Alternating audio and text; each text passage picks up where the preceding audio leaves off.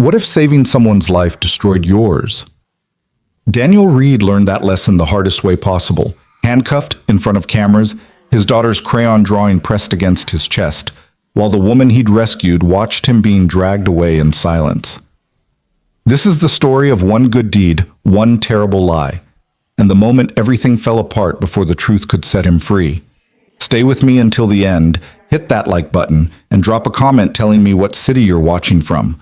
I want to see how far this story travels. The fluorescent lights in the lobby of Vanguard Technologies hummed like distant thunder, cold and relentless.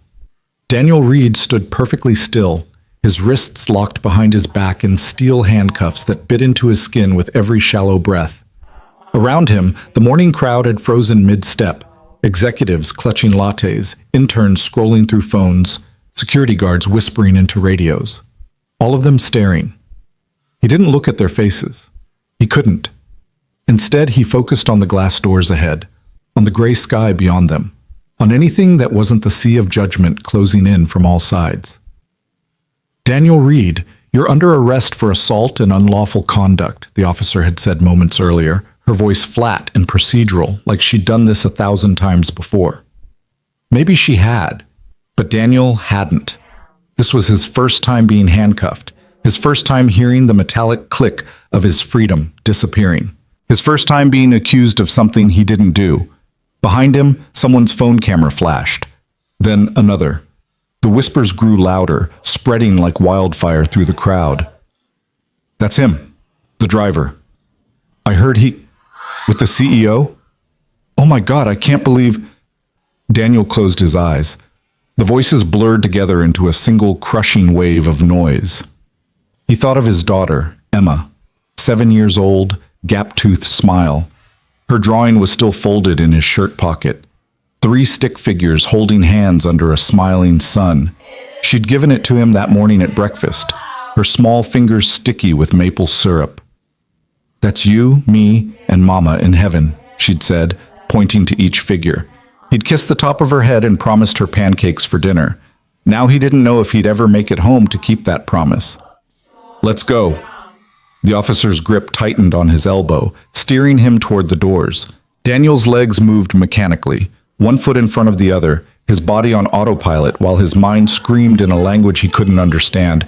This wasn't real. This couldn't be real. But the cold metal around his wrists said otherwise. The cameras said otherwise. The faces, so many faces, all of them strangers, all of them convinced they knew exactly who he was, said otherwise. As they reached the glass doors, Daniel caught a reflection in the polished surface. His own face stared back at him, pale and gaunt, eyes ringed with exhaustion. He looked like a man who'd already lost. Behind his reflection, standing near the elevator bank, was Victoria Lane, the CEO of Vanguard Technologies. The woman he'd saved 3 nights ago.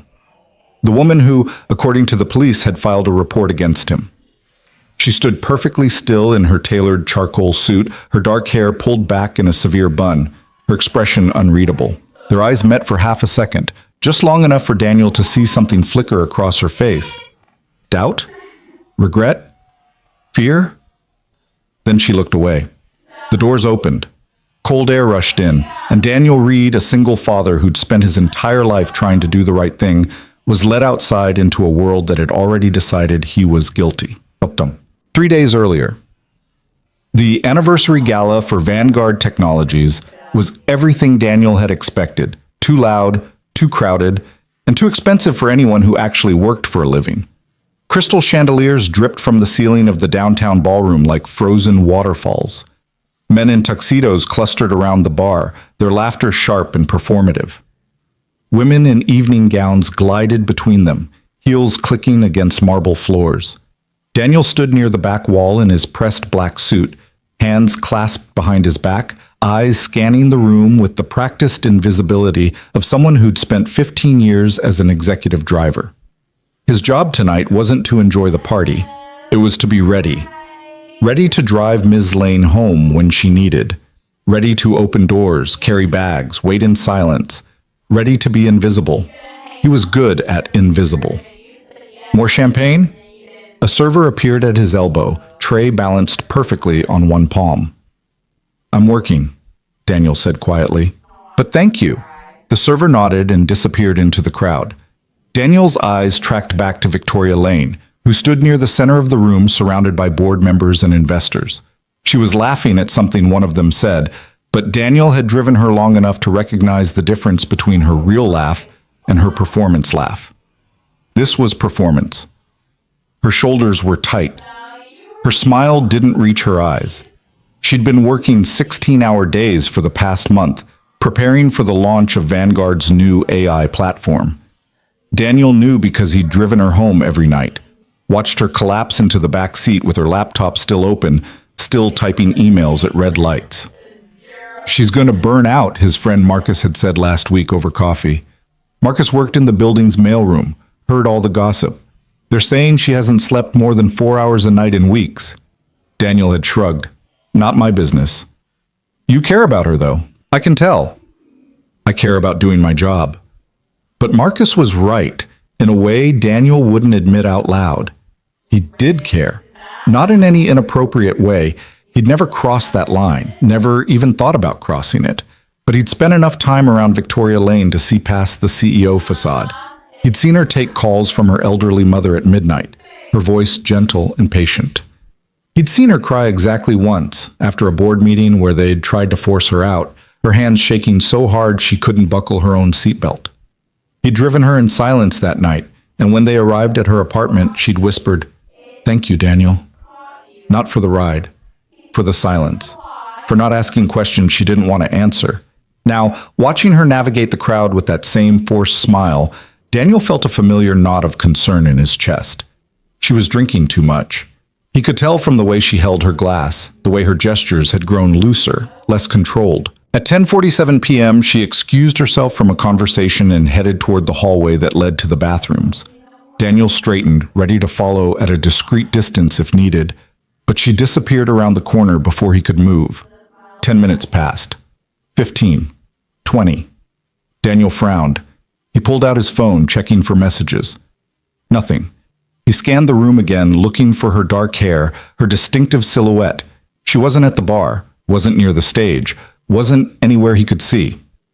30 minutes. Something was wrong. Daniel crossed the ballroom, moving quickly but not running, never drawing attention. He slipped into the hallway, checked the women's bathroom entrance. A woman exiting gave him a strange look. "Sorry," he said quickly. "Looking for Ms. Lane, Victoria Lane. Have you seen her?" The woman shook her head and hurried past. Daniel's pulse quickened. He checked his phone again. Still nothing. He called her number. It rang 6 times and went to voicemail. "This is Daniel," he said after the beep. "Just checking in. Let me know if you need anything." He ended the call and stood in the hallway, thinking. Where would she go? Not back to the party. She would have passed him. Not outside through the front entrance. Security would have seen her. The parking garage. Daniel pushed through the stairwell door and took the steps 2 at a time, his dress shoes echoing against concrete. The gala was on the 3rd floor. The parking garage started at ground level and descended 4 floors underground. Miss Lane's reserved spot was on sub-level 2. He hit the landing for sub-level 1, kept going. Sub-level 2. The door creaked open into a dim concrete expanse that smelled like oil and exhaust. Overhead lights flickered. Somewhere in the distance, a car alarm chirped twice and went silent. "Ms. Lane?" Daniel's voice bounced off the low ceiling. No answer. He walked quickly between rows of parked cars, his eyes scanning left and right. Most of the spaces were empty. Everyone was still upstairs at the party. His footsteps sounded too loud, too frantic. Then he saw her. Victoria Lane was slumped against the driver's side door of her silver Mercedes. Her evening gown pooled around her like spilled ink, her head tilted at an angle that made Daniel's heart stop. Her purse had fallen open beside her, contents scattered across the oil-stained concrete. One of her shoes was missing. "Ms. Lane!" Daniel ran the last 20 feet and dropped to his knees beside her. "Ms. Lane, can you hear me?" No response. Her eyes were closed, her breathing shallow and rapid. Her skin was clammy, cold to the touch. Daniel's mind raced through possibilities. Too much alcohol, low blood sugar, a medical emergency he wasn't equipped to handle. He pulled out his phone with shaking hands and dialed 911. 911, what's your emergency? "I need an ambulance," Daniel said, his voice tight and controlled despite the panic clawing at his throat. I have an unconscious woman in a parking garage. She's breathing, but unresponsive. What's your location, sir? He gave the address, the sublevel, the closest cross streets. The dispatcher's voice was calm, methodical, asking questions he answered on autopilot while his other hand checked Victoria's pulse. Weak, but steady. Ambulance is en route, the dispatcher said. Estimated arrival in 8 minutes. Is she in any immediate danger? Daniel looked around. The parking garage was cold, isolated. Cameras in the corners, but no people, no witnesses, no help. I don't know, he said honestly. She's cold. I think she's been here a while. Stay with her. Keep her warm if you can. Don't move her unless absolutely necessary. Daniel ended the call and shrugged out of his suit jacket, draping it carefully over Victoria's shoulders. She didn't stir, her head lolled slightly to the side, a strand of dark hair falling across her face. 8 minutes. He could wait 8 minutes, but something felt wrong. The garage was too cold, too exposed. What if whoever had left her here, if someone had left her here, came back? What if she got worse? Daniel made a decision he would replay in his mind 1,000 times over the next 3 days. He couldn't leave her here. Carefully, moving slowly to avoid jostling her, Daniel slid one arm under her knees and the other behind her shoulders. She was lighter than he expected, her body limp and unresisting as he lifted her against his chest. Her head fell against his shoulder, her breath warm against his neck. It's okay, he whispered, though she couldn't hear him. You're going to be okay. He carried her toward the stairwell, moving as quickly as he dared. Each step echoed. Each breath felt too loud. His arms burned with the effort of holding her steady, but he didn't stop. Couldn't stop. The stairwell door was heavy. He shouldered it open and started climbing, one step at a time, counting floors in his head. Ground level. First floor, second floor. By the time he reached the third floor, his muscles were screaming. Sweat dripped down his spine despite the cold. But he kept going, kept climbing, until he pushed through the door that led to the ballroom's back service corridor. Voices echoed from somewhere nearby. Servers probably, cleaning up. Daniel turned the opposite direction, heading for a small lounge area he'd seen earlier near the coat check. Private, quiet, warm. He shouldered through another door and found himself in a dimly lit room with 2 leather couches and a coffee table. Perfect. He lowered Victoria onto one of the couches as gently as he could, positioning her on her side in case she got sick. His jacket was still draped over her shoulders. He grabbed a decorative throw blanket from the other couch and added it on top. Then he sat on the floor beside her and waited. His phone buzzed. The 911 dispatcher, checking in. He explained the new location, gave specific directions. The dispatcher confirmed the ambulance would meet him there instead. Victoria's eyes fluttered. A small sound escaped her throat. Not quite a word, not quite a moan.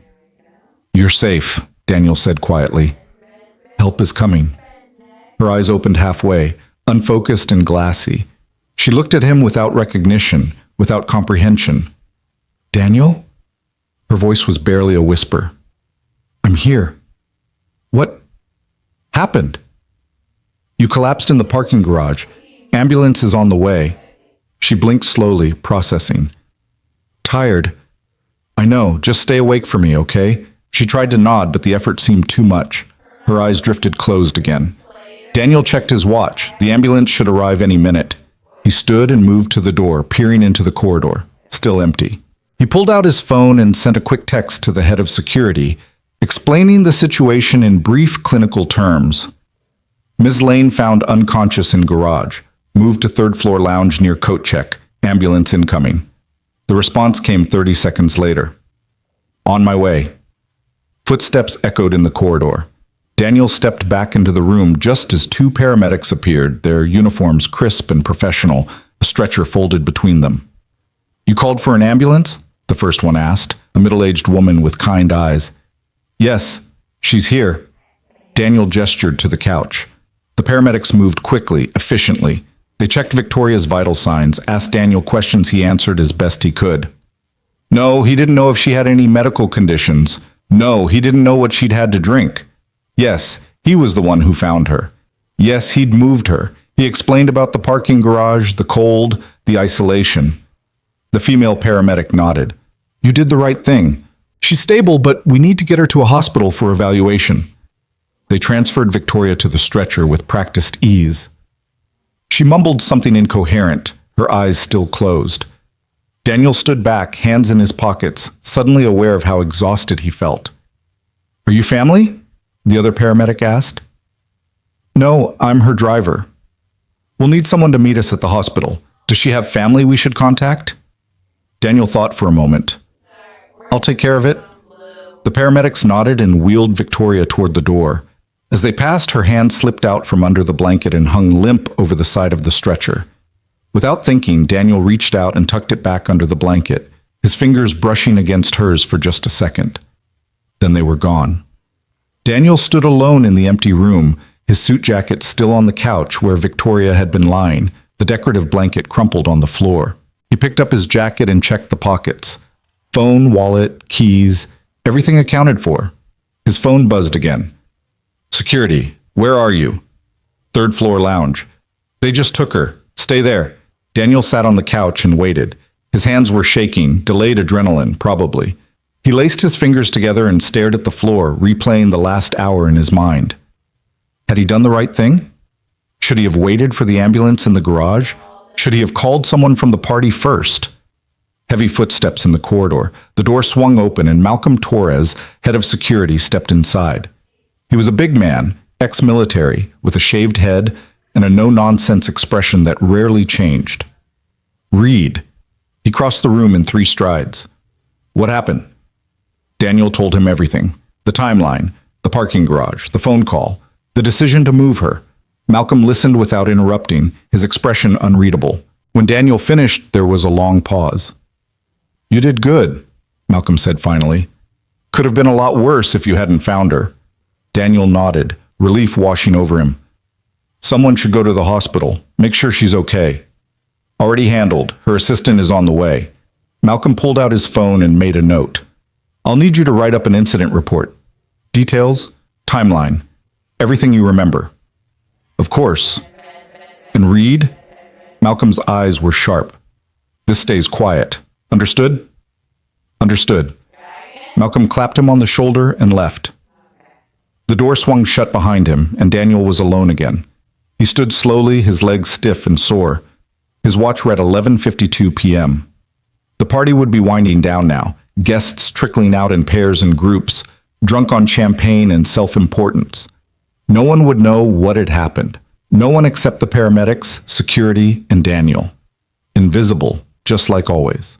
Daniel collected his jacket and headed for the parking garage to get his car. Tomorrow was Saturday, his day with Emma. They had plans to go to the park, maybe get ice cream if the weather held. Normal life, safe life. He had no way of knowing that in 72 hours, his entire world would collapse. Saturday, 8:43 m. Emma Reed sat at the kitchen table with a pink crayon in one hand and a waffle in the other, narrating her drawing with the kind of serious concentration only a 7-year-old could manage. And this is me, she said, adding another stick figure to the paper. And this is you, Daddy, and this is Mama in heaven with the angels. Daniel poured orange juice into her plastic cup, the one with the cartoon unicorns.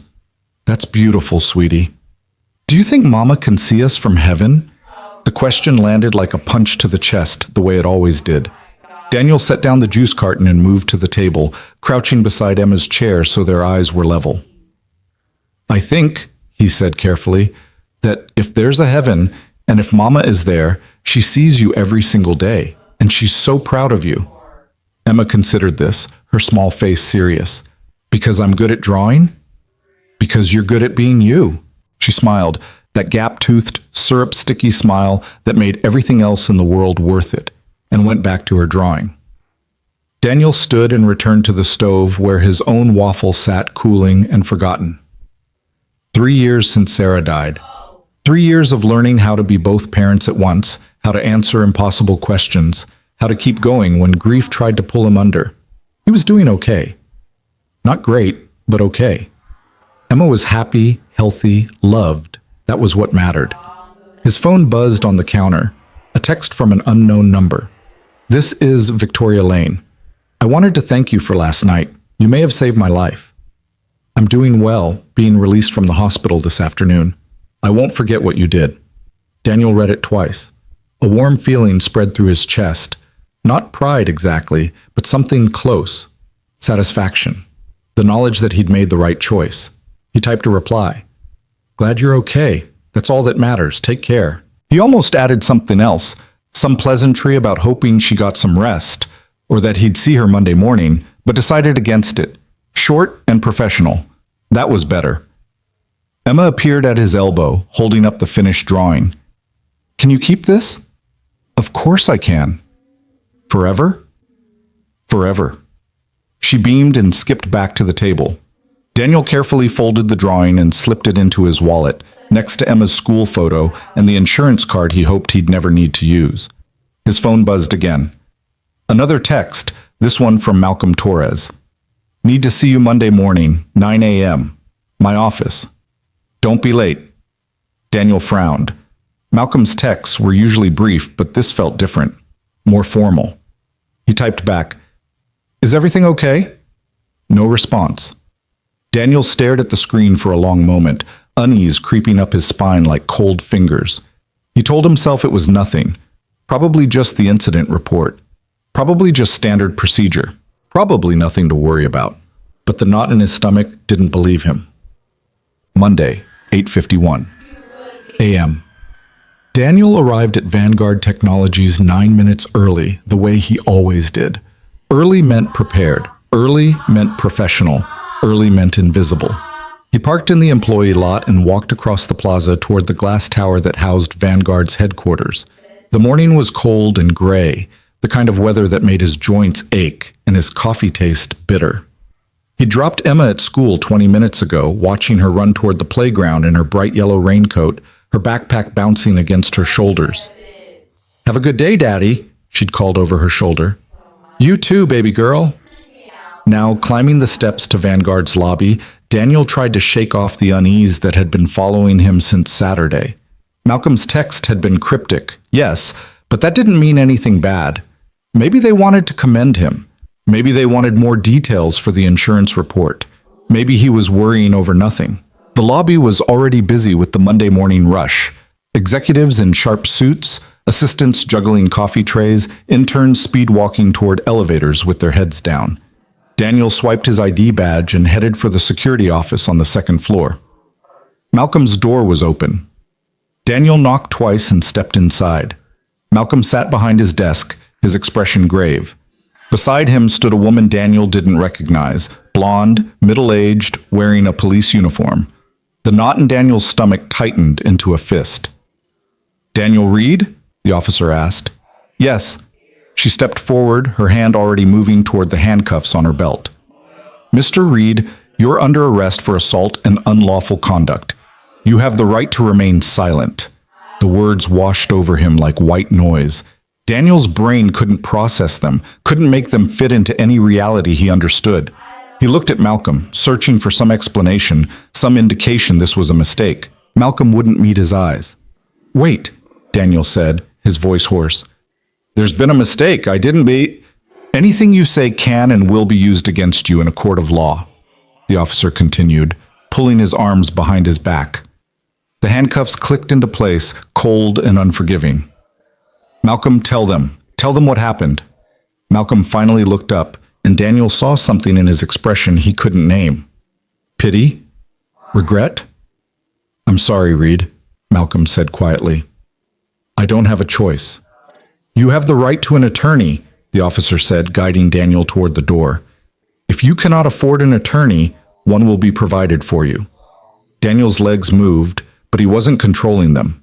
His mind was screaming, spinning, trying to understand. Assault? Unlawful conduct. He'd saved Victoria's life. He'd done the right thing, hadn't he? They walked through the corridor down the stairs toward the lobby. With each step, Daniel became more aware of the people around them. Turning, staring, whispering. By the time they reached the lobby, a crowd had gathered. Phones appeared, cameras flashed. The whispers grew louder, spreading like poison. And through it all, Daniel stood perfectly still, his wrists locked behind his back, his daughter's drawing folded over his heart, while the world he'd built collapsed around him. Somewhere in the crowd, Victoria Lane stood watching. Daniel's eyes found hers, and she looked away. The police station smelled like old coffee and disinfectant. Daniel sat in a hard plastic chair in a windowless room, his hands finally free of the handcuffs but still trembling. A detective named Ramirez sat across from him, a manila folder open on the metal table between them. "Do you understand why you're here, Mr. Reed?" Ramirez asked. He was younger than Daniel expected, maybe 40, with tired eyes and a wedding ring that caught the fluorescent light. "No," Daniel said honestly. "I don't understand any of this." Ramirez pulled a photograph from the folder and slid it across the table. Daniel's stomach dropped. It was him, carrying Victoria Lane through the parking garage, her head against his shoulder, her body limp in his arms, her dress riding up past her knees. The angle was wrong, distorted, making it look like something it wasn't, making it look like he was taking her somewhere dark and private instead of carrying her to safety. "This was taken by a security camera on Friday night," Ramirez said, along with a formal complaint filed by Ms. Victoria Lane alleging assault and unlawful physical contact. The words hit Daniel like physical blows. "That's not what happened." "Then tell me what happened." So Daniel did. He told the detective everything, his voice steady despite the fear clawing at his throat.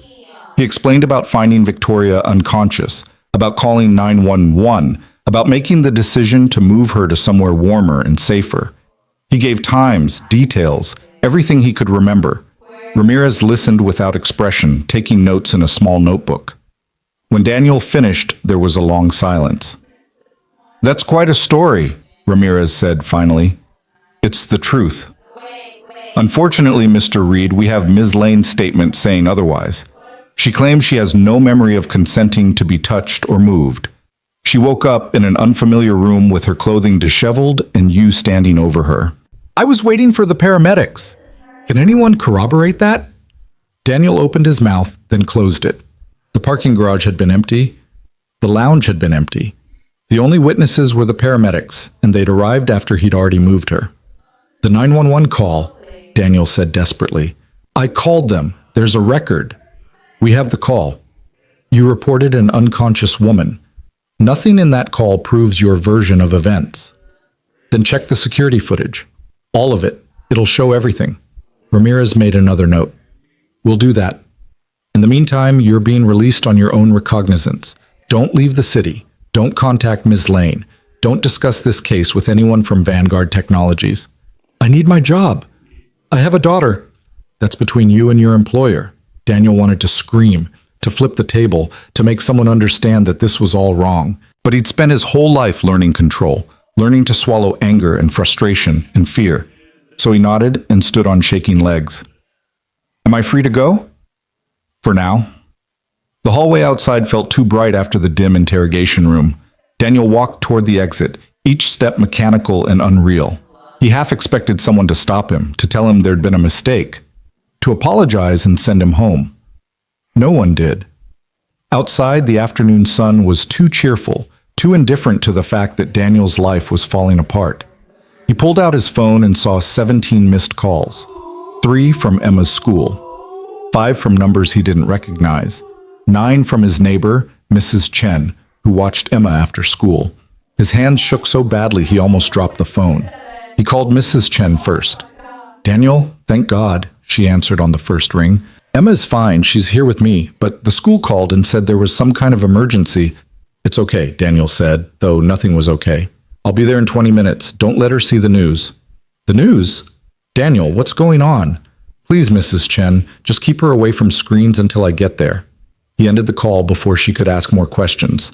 His car was still at Vanguard, parked in the employee lot where he'd left it that morning. He couldn't go back there. Not yet, maybe not ever.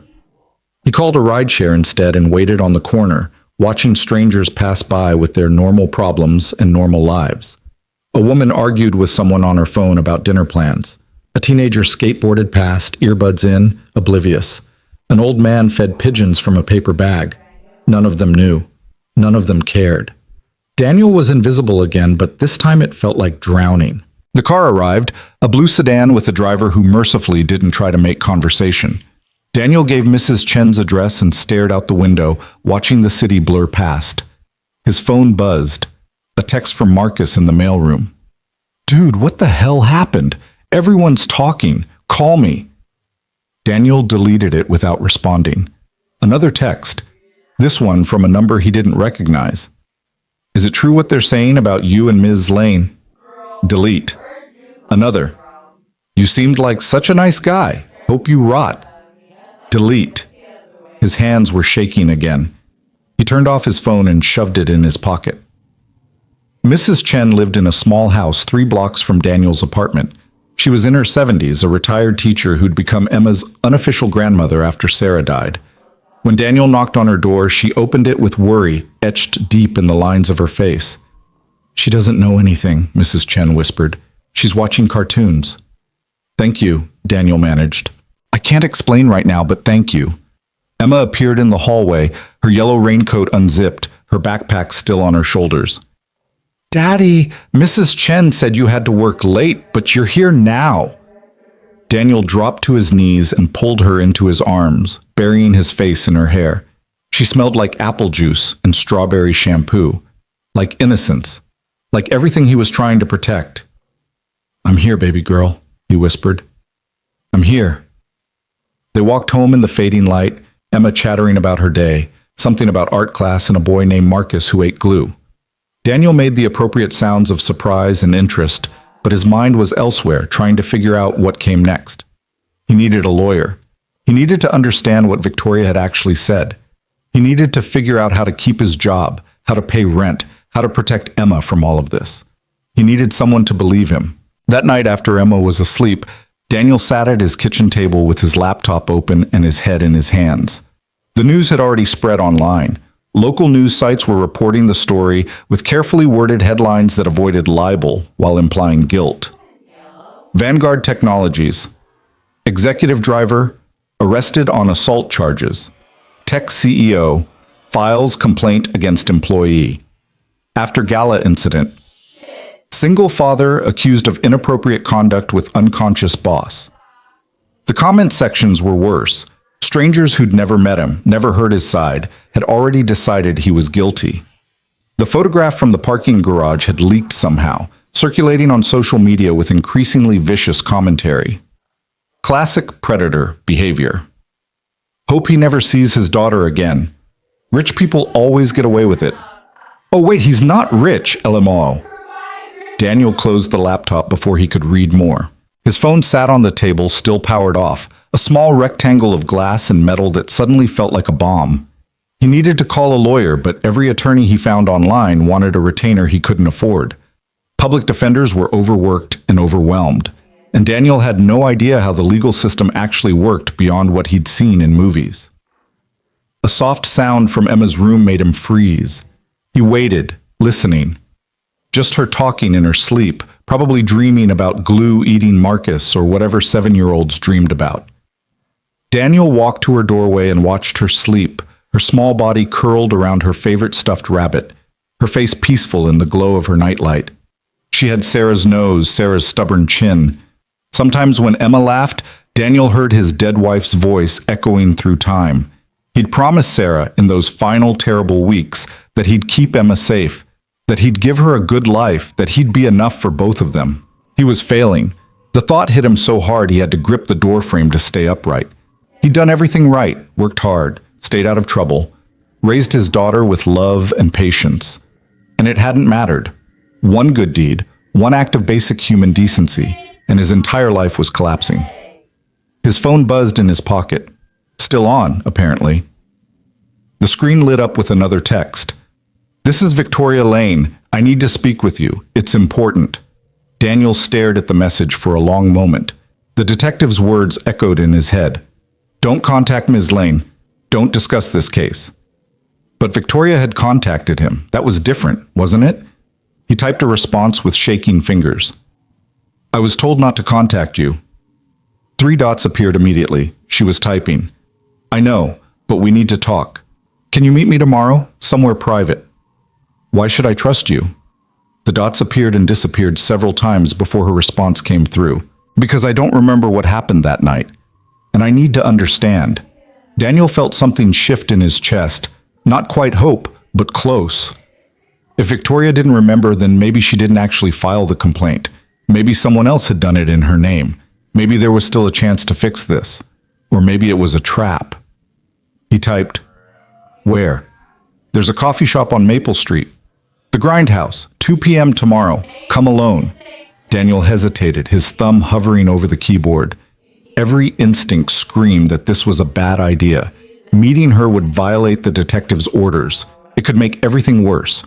But it could also make things better. It could give him answers. And right now, answers were the only thing he had left to fight for. "I'll be there." He powered off his phone again and returned to the kitchen table. Sleep felt impossible, but he had to try. Tomorrow was already looming, full of unknowns and dangers he couldn't predict.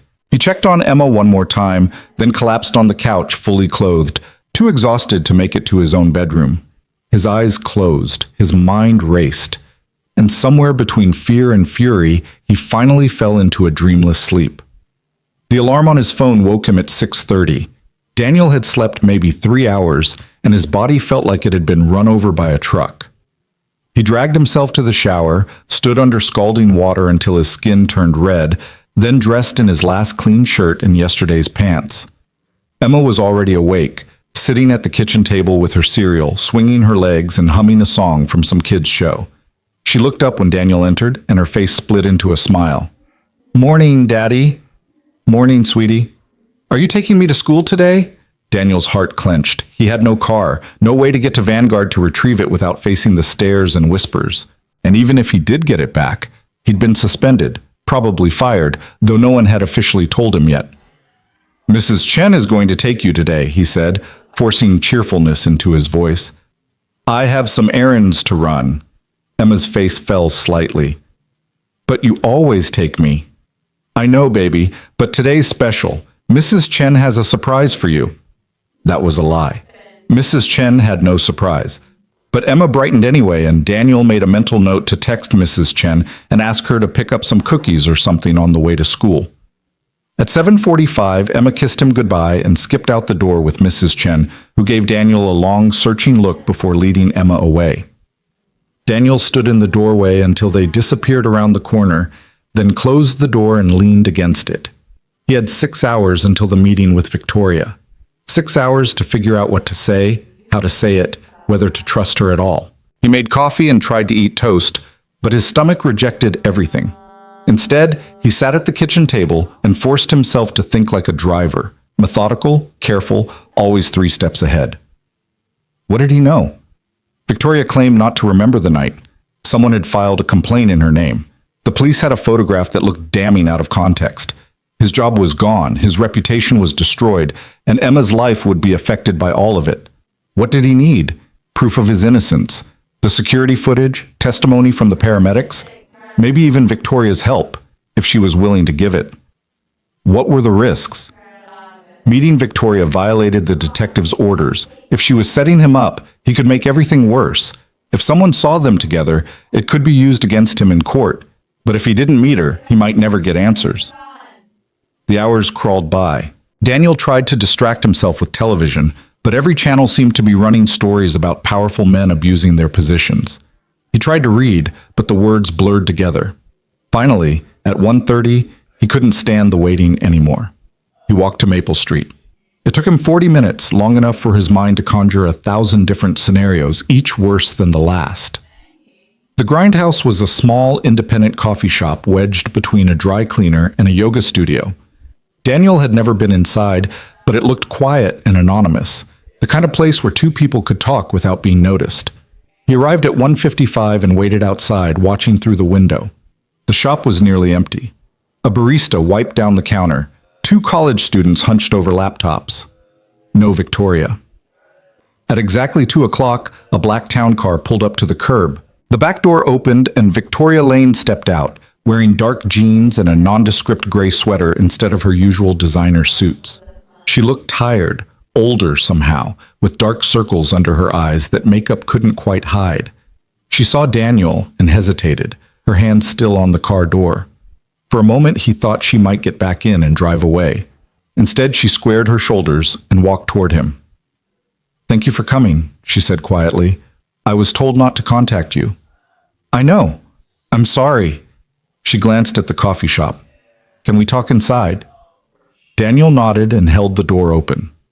They chose a table in the back corner as far from the other customers as possible. Neither of them ordered anything. The barista gave them a curious look but didn't approach. Victoria folded her hands on the table and stared at them for a long moment. When she finally spoke, her voice was barely above a whisper. "I don't remember that night. After the party started, everything is just blank. I remember the first hour, maybe two, then nothing. I woke up in the hospital with my assistant telling me I'd been found unconscious." "Did you file a complaint against me?" Daniel asked bluntly. "No." She looked up, meeting his eyes. "I didn't. I swear I didn't. When the police came to the hospital, they said a complaint had already been filed. They showed me paperwork with my name on it, but I never signed anything. I never said anything." Daniel felt something loosen in his chest. "Then who did?" "I don't know, but I'm trying to find out." "Why should I believe you?" "Because I have nothing to gain by lying to you here. If I wanted to hurt you, I could just let the legal system do it. But I don't want that. I want the truth." They sat in silence for a moment. The coffee shop's speakers played soft jazz. Outside, a bus rumbled past. "Tell me what happened," Victoria said finally. "From your perspective." So Daniel did. He told her everything, just like he'd told the detective, but this time with more detail. He described finding her in the parking garage, the pallor of her skin, the way her pulse had felt weak and thready under his fingers. He told her about the phone call, the decision to move her, the weight of her body in his arms. Victoria listened without interrupting, her expression unreadable. When Daniel finished, she was quiet for a long time. "I believe you," she said finally. "Why?" "Because I've known you for 3 years, Daniel. You've driven me home hundreds of times. You've seen me at my worst, exhausted, angry, crying. You've never once crossed a line, never even looked at me the wrong way." She paused. "And because the story you're telling is the one that makes sense. If you wanted to assault me, you wouldn't have called 911. You wouldn't have moved me somewhere public. You would have..." She trailed off, unable to finish the sentence. "Someone wants me to look guilty," Daniel said. "Someone filed that complaint in your name. Someone took that photograph and made sure the police saw it." "Harold Pierce." Daniel frowned. "Who?" "HR director. He's been with the company for 20 years. I've been trying to force him out for the last 6 months because I found some irregularities in employee complaints, cases that were mishandled, buried, falsified. He's been fighting me at every turn." Victoria leaned forward. "On Saturday, when I was being released from the hospital, he was the one who showed up. Not my assistant, not my family. Him. He said he was there to help, but he kept asking questions about what I remembered, whether I felt unsafe, whether I wanted to file a report. And you said no?" I said I didn't remember enough to file anything. I said I needed time to understand what happened. But 2 hours later, the police showed up saying a formal complaint had been filed. She pulled out her phone and showed Daniel a scanned document. It was the complaint, typed on official Vanguard letterhead, with a signature at the bottom that looked like Victoria's, but slightly off. Too smooth, too perfect, like someone had traced it. "He forged this," Daniel said. "I think so, but I can't prove it. Not yet." "Why would he do this? What does he gain?" Victoria's expression hardened. "Leverage. Control. If he can make me look like a victim who needs protection, he can position himself as the hero who steps in to manage the crisis. He can use it to discredit my judgment, to question my leadership. And if the scandal gets big enough, the board might force me out entirely. And I'm just collateral damage." "Yes." She looked away, shame flickering across her face. "I'm sorry, Daniel. I should have stopped this immediately.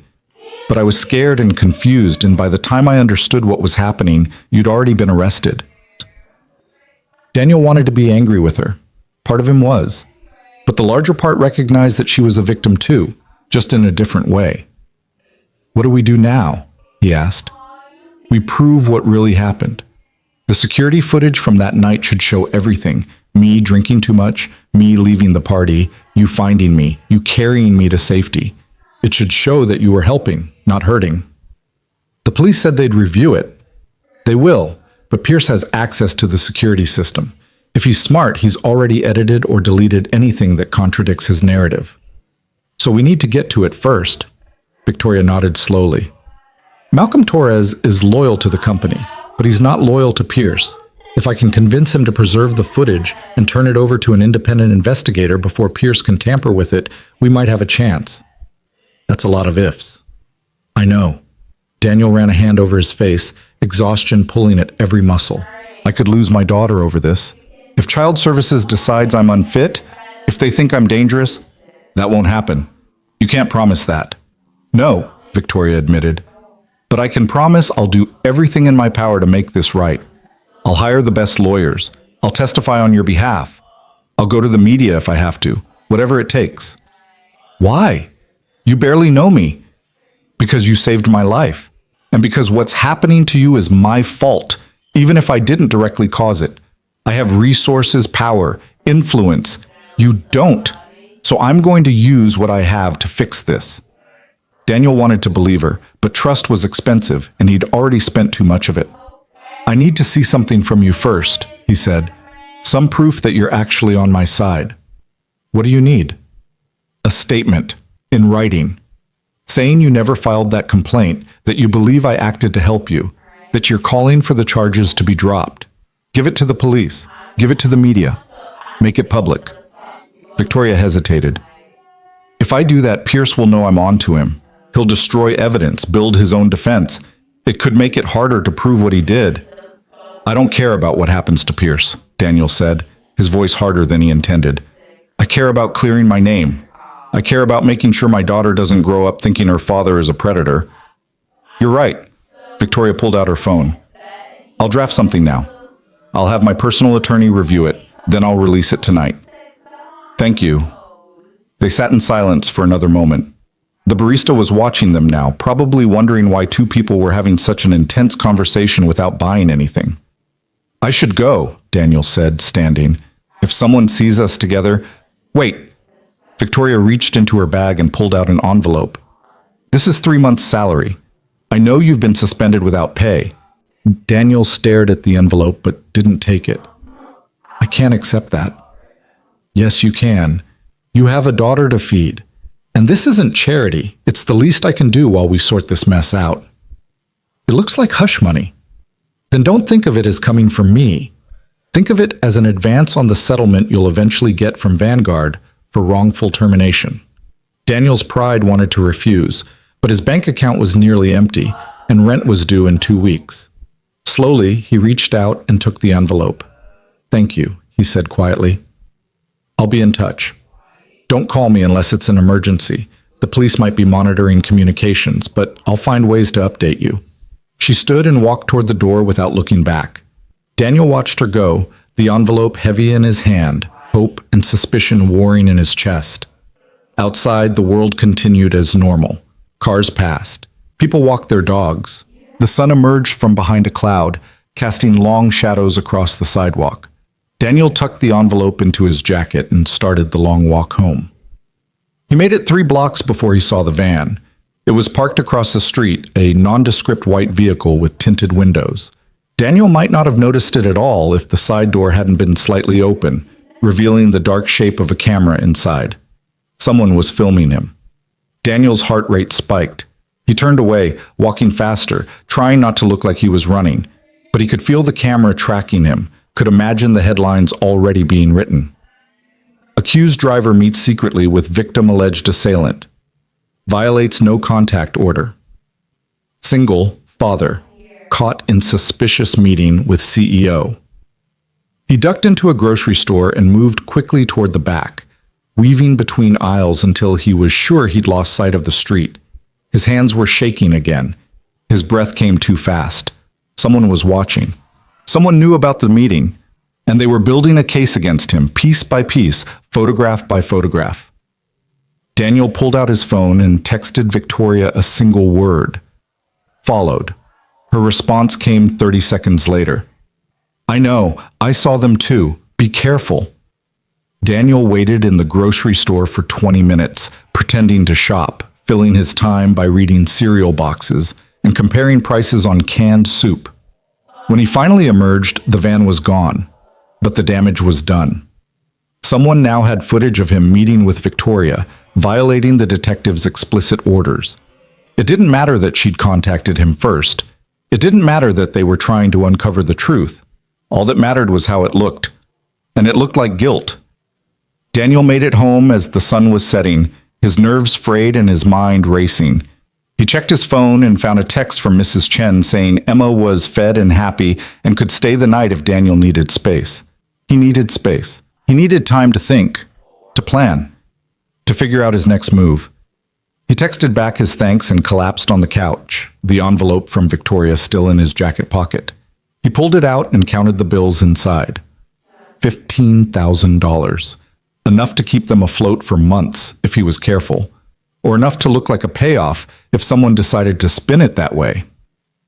Daniel shoved the money back in the envelope and hid it in the kitchen behind the cereal boxes Emma never touched. Then he pulled out his laptop and searched for the news. Victoria's statement hadn't been released yet, but other stories had appeared, each one worse than the last. Someone had leaked his name to the press. His photograph, not the parking garage shot, but his employee ID photo, was circulating online alongside speculation and rumor. The comments were vicious. Strangers called for his imprisonment, his death, his daughter to be taken away. They shared his address, his phone number, details about Sarah's death that they'd dug up from old obituaries. Daniel closed the laptop before he could read more. His phone buzzed with another unknown number. He powered it off without checking. The apartment felt too small, too quiet, too full of dangers he couldn't see or fight. He thought about Emma, safe at Mrs. Chen's house, oblivious to the storm gathering around them. He thought about Sarah, gone 3 years but still present in every corner of this life they'd built together. He thought about Victoria, taking a risk to meet him, promising to help but maybe just making everything worse. And he thought about Harold Pierce, a man he'd never even met, who apparently hated Victoria enough to destroy an innocent life as collateral damage. Daniel had never been a fighter. He'd spent his whole life avoiding conflict, staying invisible, keeping his head down. But invisibility had failed him. Compliance had failed him. Maybe it was time to fight back. He pulled out his laptop again and started typing, documenting everything he could remember from the past 3 days. Times, dates, conversations, observations. If this went to court, he'd need every detail. If it went to the media, he'd need his own narrative. He worked through the night, stopping only when exhaustion forced his eyes closed.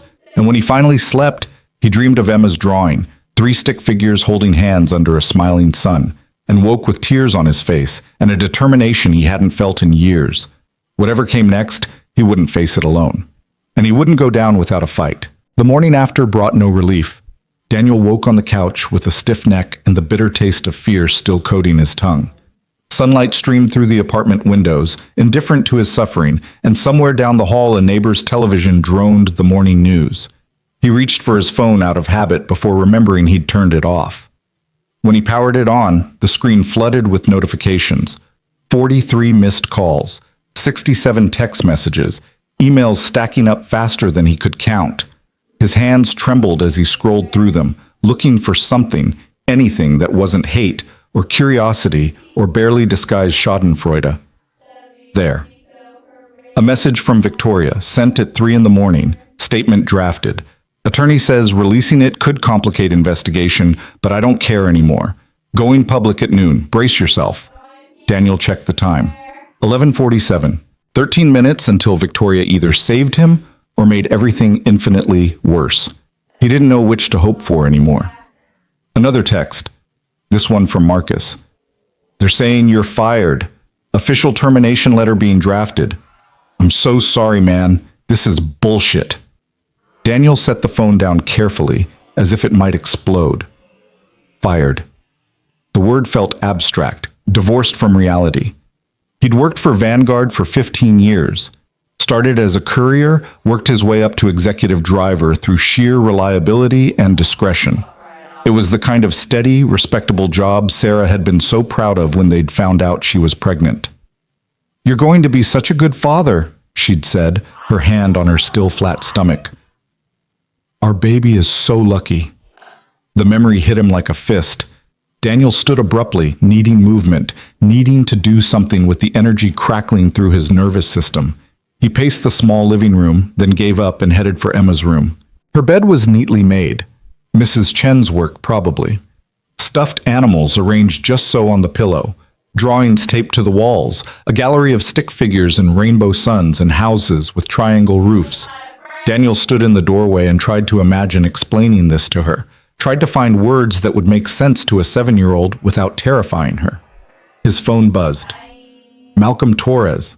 Need to talk. Not official business. Can you meet? Daniel stared at the message. Malcolm had stood silent while the police handcuffed him, had watched him be dragged through the lobby without saying a word. What could he possibly want now? But Malcolm had also said, not official business. That had to mean something. Where? Park on 5th Street. 30 minutes. Come alone. Daniel grabbed his jacket and walked the 8 blocks to the park, watching over his shoulder every few steps for white vans or cameras, or anyone paying too much attention. The park was nearly empty on a Wednesday morning. A few joggers circled the path. An old man fed squirrels from a paper bag. Malcolm sat on a bench near the playground, still in his Vanguard security uniform, but looking somehow smaller than usual. Daniel approached slowly. This better not be a setup. It's not. Malcolm didn't look at him. Sit down. We don't have much time. Daniel sat, leaving space between them, ready to run if this went sideways. You're being railroaded, Malcolm said quietly. Pierce is behind it. I suspected Friday night, but now I'm sure. Victoria told me the same thing yesterday. Malcolm's head snapped around. You met with her? She contacted me, asked me to meet. Someone followed us, probably got pictures. Christ, Reed. Malcolm scrubbed a hand over his face. You have no idea what you're dealing with. Pierce has been bearing complaints and manipulating personnel files for years. Anyone who crosses him either gets fired or destroyed. I've seen it happen 6 times in the last decade. Why haven't you said anything? Because I like my job. Because I have a family to feed. Because going up against Pierce is career suicide. Malcolm finally looked at Daniel, and his expression was haunted. But what he's doing to you is different. You're not some executive playing politics. You're a good guy who helped someone and got crucified for it. I can't stomach it anymore. So help me prove it. I'm trying. That's why I'm here. Malcolm pulled a thumb drive from his pocket and pressed it into Daniel's hand. Security footage from the parking garage and the hallway outside the lounge. Everything from Friday night. I made a copy before Pierce could access the system. Daniel's fingers closed around the small device. This shows what really happened? All of it. You finding her, calling 911, carrying her to safety. The timestamp proves you were trying to help, not hurt. It also shows Pierce entering the security office at 2 a.m. Saturday morning and accessing the footage files. He edited them. Probably. The official copies have been corrupted. Convenient technical malfunction, according to the report. But this is my personal backup. Unaltered. Admissible in court if you can get it to the right people. Why give this to me instead of the police? Malcolm's jaw tightened. Because Pierce has connections in the department. The detective assigned to your case, Ramirez, his brother-in-law works in Vanguard's legal department. It's not exactly corruption, but it's close enough that I don't trust the normal channels. Daniel felt dizzy. The conspiracy was deeper than he'd imagined, tentacles reaching into places he hadn't even considered. What do I do with this? Find a lawyer. A real one, not a public defender. Someone who specializes in employment law and corporate malfeasance. Show them this footage. Let them handle getting it into evidence. I can't afford. Victoria's covering your legal fees. She set up an account this morning. Didn't she tell you? Daniel shook his head. Victoria had given him cash but hadn't mentioned lawyers. Check your email. Her attorney sent the details. Malcolm stood, glancing around the park nervously. I need to go before someone notices I'm gone. But Reed, be careful. Pierce is smart and he's ruthless. He'll come after anyone who helps you. He's already destroyed my life. What else can he take? Your daughter. Malcolm's voice dropped to barely above a whisper. Pierce knows people in child services. If he wants to make your life hell, he can manufacture complaints, trigger investigations, make it look like you're an unfit parent. I've seen him threaten it before. The world tilted sideways. Daniel gripped the bench to stay upright. He wouldn't. He would. So be smart. Don't give him ammunition, and whatever you do, don't confront him directly. Let the lawyers handle it. Malcolm walked away without another word, disappearing between the trees. Daniel sat frozen on the bench, the thumb drive burning in his palm like a live coal. Evidence, proof. The thing that could save him or paint an even bigger target on his back. His phone buzzed. Noon. Victoria's statement would be going live right now. Daniel pulled up the news on his phone and watched the story unfold in real time. Breaking. Vanguard CEO claims complaint. Filed without her consent. Victoria Lane releases statement. Supporting accused employee. Tech executive says driver saved my life, calls for charges to be dropped. The statement itself was carefully worded but unambiguous. Victoria described waking in the hospital with no memory of the night. She explained that she had never authorized a police complaint, never signed any documents, and believed someone had acted without her knowledge or consent. She praised Daniel's actions as heroic and called the accusations against him completely unfounded. The comments section exploded instantly. Half the readers praised Victoria for standing up for the truth. The other half accused her of being manipulated, traumatized, or covering up something worse. Conspiracy theories sprouted like weeds. Stockholm Syndrome. She's protecting him because she's scared. Rich people always protect each other. This is what happens when women recant. The system fails them. Daniel's stomach churned. Victoria had done exactly what he'd asked, had put her own reputation on the line to defend him, and it was making things worse. His phone rang. Unknown number. He almost didn't answer, but something made him pick up. Mr. Reed. A woman's voice, professional and crisp. This is Jennifer Lawson. I'm an attorney with Crawford and Associates. Ms. Lane has retained our services on your behalf. I'd like to meet with you this afternoon to discuss your case. I can't afford. All fees are covered. Can you come to our office at 2 p.m.? Daniel's head spun. Yes. Where? She gave him an address downtown. Daniel wrote it on his palm with a pen he found in his jacket pocket. Bring any documentation you have, Jennifer continued. Police reports, witness statements, anything related to your employment. We'll need to move quickly. I have security footage. A pause. What kind of security footage? From the night it happened. Unedited. It shows everything. Don't tell anyone else about that. Don't email it. Don't upload it anywhere. Bring it directly to the office. Do you understand? Yes. Good. See you at 2. The line went dead. Daniel sat on the park bench, staring at his phone, trying to process the speed at which his life was moving. 24 hours ago, he'd been alone and helpless. Now he had evidence, a lawyer, and Victoria publicly vouching for his character. It should have felt like progress. Instead, it felt like standing on a frozen lake, hearing the ice crack beneath his feet, waiting for the moment it would give way completely. He walked home slowly, taking back streets and cutting through alleys, constantly checking for surveillance. The white van from yesterday haunted his peripheral vision, appearing in every light-colored vehicle he passed. Back at the apartment, he retrieved the envelope of cash from its hiding place and counted out enough for a month's rent plus groceries.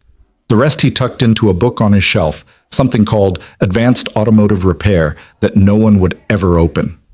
Then he showered, shaved, and put on his one good suit, the same one he'd worn to Sarah's funeral. The thought made him pause, halfway through knotting his tie. Sarah would know what to do. She'd always been the brave one, the fighter. When Emma was born 6 weeks premature and the doctors weren't sure she'd make it, Sarah had refused to leave the NICU, had slept in a chair next to the incubator, talking to their tiny daughter for hours, telling her stories about the life they'd have together. Emma had survived. Sarah hadn't, at least not long enough to see their daughter start kindergarten. Daniel finished the tie and studied himself in the mirror. He looked tired. Old. Nothing like the confident driver who'd started work at Vanguard 15 years ago, but he was still standing. That had to count for something. At 1:30, he called Mrs. Chen. Daniel, thank goodness, I've been watching the news. Is Emma okay? She's fine. She's drawing pictures. She doesn't know anything. Can you keep her one more night? Of course, but Daniel, what's happening? These accusations, this mess with your boss. I'm handling it. I have a lawyer now. Good one. It's all going to get sorted out. Mrs. Chen's silence spoke volumes. She didn't believe him. Daniel didn't blame her. Just keep her safe, he said. Please. And don't let her watch television. I won't. But Daniel, that little girl loves you more than anything in this world. Don't you forget that. I won't. He ended the call before his voice could break. Then he tucked the thumb drive into his pocket, grabbed his jacket, and headed for the bus stop. Crawford and Associates occupied the 14th floor of a glass tower downtown, the kind of building Daniel usually only entered to drop off executives. The lobby was all marble and chrome, with a security desk that made him show 2 forms of ID before issuing a visitor badge. The elevator was mirrored on all sides, reflecting Daniel's anxious face back at him from every angle. The 14th floor receptionist barely looked up when he gave his name. Ms. Lawson is expecting you. Conference room B. Conference room B had floor-to-ceiling windows overlooking the city. Jennifer Lawson stood when Daniel entered, extending a hand. She was younger than her phone voice suggested, maybe 40, with sharp eyes and a handshake that meant business. Mr. Reed, thank you for coming. She gestured to a chair. Can I get you anything? Coffee? Water? I'm fine. Then let's get started. I've reviewed the police report and the complaint filed in Ms. Lane's name. I've also spoken with Ms. Lane directly about the events of that night. Jennifer opened a laptop and turned it so Daniel could see the screen. Tell me about this security footage. Daniel pulled out the thumb drive. Malcolm Torres, head of security at Vanguard, gave this to me this morning. He says it's unedited footage from the parking garage and hallway, shows everything that happened Friday night. Jennifer took the drive carefully, holding it like something precious and dangerous. Malcolm Torres gave this to you directly? Yes. Did anyone else see him do it? No. We met at a park. He said the official footage was corrupted, but he'd made a backup. Jennifer plugged the drive into her laptop and opened the files. Daniel watched her face as she reviewed the footage, fast-forwarding through empty hallways and parking spaces until she found the relevant sections. There he was, frozen in digital reproduction, finding Victoria slumped against her car. The timestamp in the corner read 11:14 p.m. Jennifer watched him check her pulse, pull out his phone, make the call. She watched him wait, then make the decision to move her. Watched him carry her through the stairwell, his face tight with effort and concern. The second file showed the hallway outside the lounge. Daniel entering with Victoria in his arms. The door closing. 3 minutes passing. The paramedics arriving. Daniel stepping back, hands in his pockets, deliberately keeping distance. Nothing in the footage suggested malice or impropriety. Everything suggested exactly what Daniel had claimed from the beginning, a man trying to help someone in distress. Jennifer closed the laptop slowly. This is good. Very good. It corroborates your entire account. So the charges will be dropped? Not immediately. The prosecution will argue about chain of custody, claim the footage could have been doctored. But combined with Ms. Lane's statement and testimony from the paramedics, this builds a strong defense. The question is whether we go on offense or wait for the prosecution to make their next move. What do you mean, offense? Jennifer leaned back in her chair. Ms. Lane believes Harold Pierce orchestrated this entire situation. If that's true, we don't just defend against the criminal charges. We go after Pierce and Vanguard for wrongful termination, defamation, intentional infliction of emotional distress. We make them pay for what they've done to you. The idea sent a thrill through Daniel's chest, sharp and unfamiliar. Justice. Real justice. Not just clearing his name, but holding people accountable. What are the risks? He asked. Discovery goes both ways. They'll dig into your entire life. Every parking ticket, every argument, every questionable decision you've ever made. They'll try to paint you as unreliable, untrustworthy. They'll go after your fitness as a parent. Malcolm's warning echoed in Daniel's mind. Pierce knows people in child services. They're going to do that anyway, Daniel said. At least this way I'm fighting back. Jennifer nodded slowly. Then we need to move fast. I'll file a motion to dismiss the criminal charges based on this evidence and Ms. Lane's statement. Simultaneously, we'll prepare a civil suit against Pierce and Vanguard. But I need you to understand something, Mr. Reed. This is going to get ugly. Pierce will retaliate. The media will dig deeper. Your life will be under a microscope for months, maybe years. I understand. Do you? Because once we start this, there's no backing out. We're all in or we're nothing. Daniel thought of Emma drawing pictures at Mrs. Chen's house, oblivious to the battle being waged around her. He thought of Sarah, who'd never backed down from a fight in her life. He thought of the stick figure drawing in his wallet, 3 people holding hands under a smiling sun. I'm in, he said. Jennifer smiled, and it was the smile of a predator who'd just spotted prey. Good, then let's destroy Harold Pierce. They spent the next 2 hours going through every detail Daniel could remember. Jennifer took notes in a leather portfolio, asking questions that seemed tangential but always circled back to building a timeline, establishing patterns, creating a narrative that would hold up in court. Tell me about your relationship with Ms. Lane before that night, Jennifer said. Any personal conversations? Anything that could be misconstrued as inappropriate? No. We barely spoke except about work, where to pick her up, what time, whether she needed to make stops. Did you ever express romantic interest? Never. Did she? No. Did other employees ever comment on your relationship? Daniel frowned, thinking. Marcus, he works in the mailroom. He said once that I seemed to care about her, but I care about doing my job right. That's all it was. Jennifer made a note. We'll need to interview Marcus. Anyone else who can testify to your professional conduct. The other drivers, the night security team, maybe some of the executives I drove regularly. Make a list, names, contact information if you have it. We'll reach out. By 4 p.m., Daniel's head was pounding and his throat was dry from talking. Jennifer finally closed her portfolio and stood. That's enough for today. I'll start drafting motions tonight. In the meantime, I need you to stay off social media, don't talk to the press, and absolutely do not contact Harold Pierce or anyone else at Vanguard except through me. What about Victoria? She's represented by separate counsel to avoid conflict of interest. Any communication between you two needs to go through the attorneys. Daniel nodded. The isolation felt suffocating, but he understood the logic. One more thing, Jennifer said as Daniel moved toward the door. Your daughter. Does she have any other family? Anyone who could take her if things get complicated? The question hit Daniel like a punch. My sister lives in Oregon. Emma barely knows her. I'm not saying it'll come to that, but Pierce is going to try to use your daughter against you. The more prepared you are, the better we can counter it. Daniel left the office feeling simultaneously empowered and terrified. The bus ride home took forever, every stop adding minutes to his anxiety. When he finally reached his apartment building, he saw something that made his blood freeze. A woman in a business suit stood outside his door, talking to his neighbor across the hall. She held a clipboard and had the unmistakable bearing of someone official. Child Protective Services. Daniel's first instinct was to run. His second was to call Jennifer.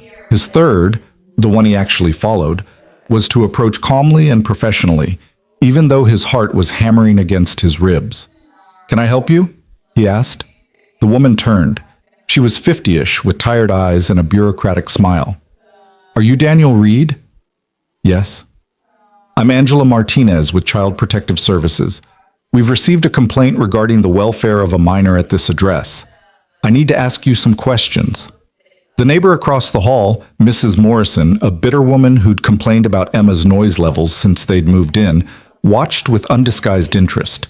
What kind of complaint? Daniel asked, keeping his voice level.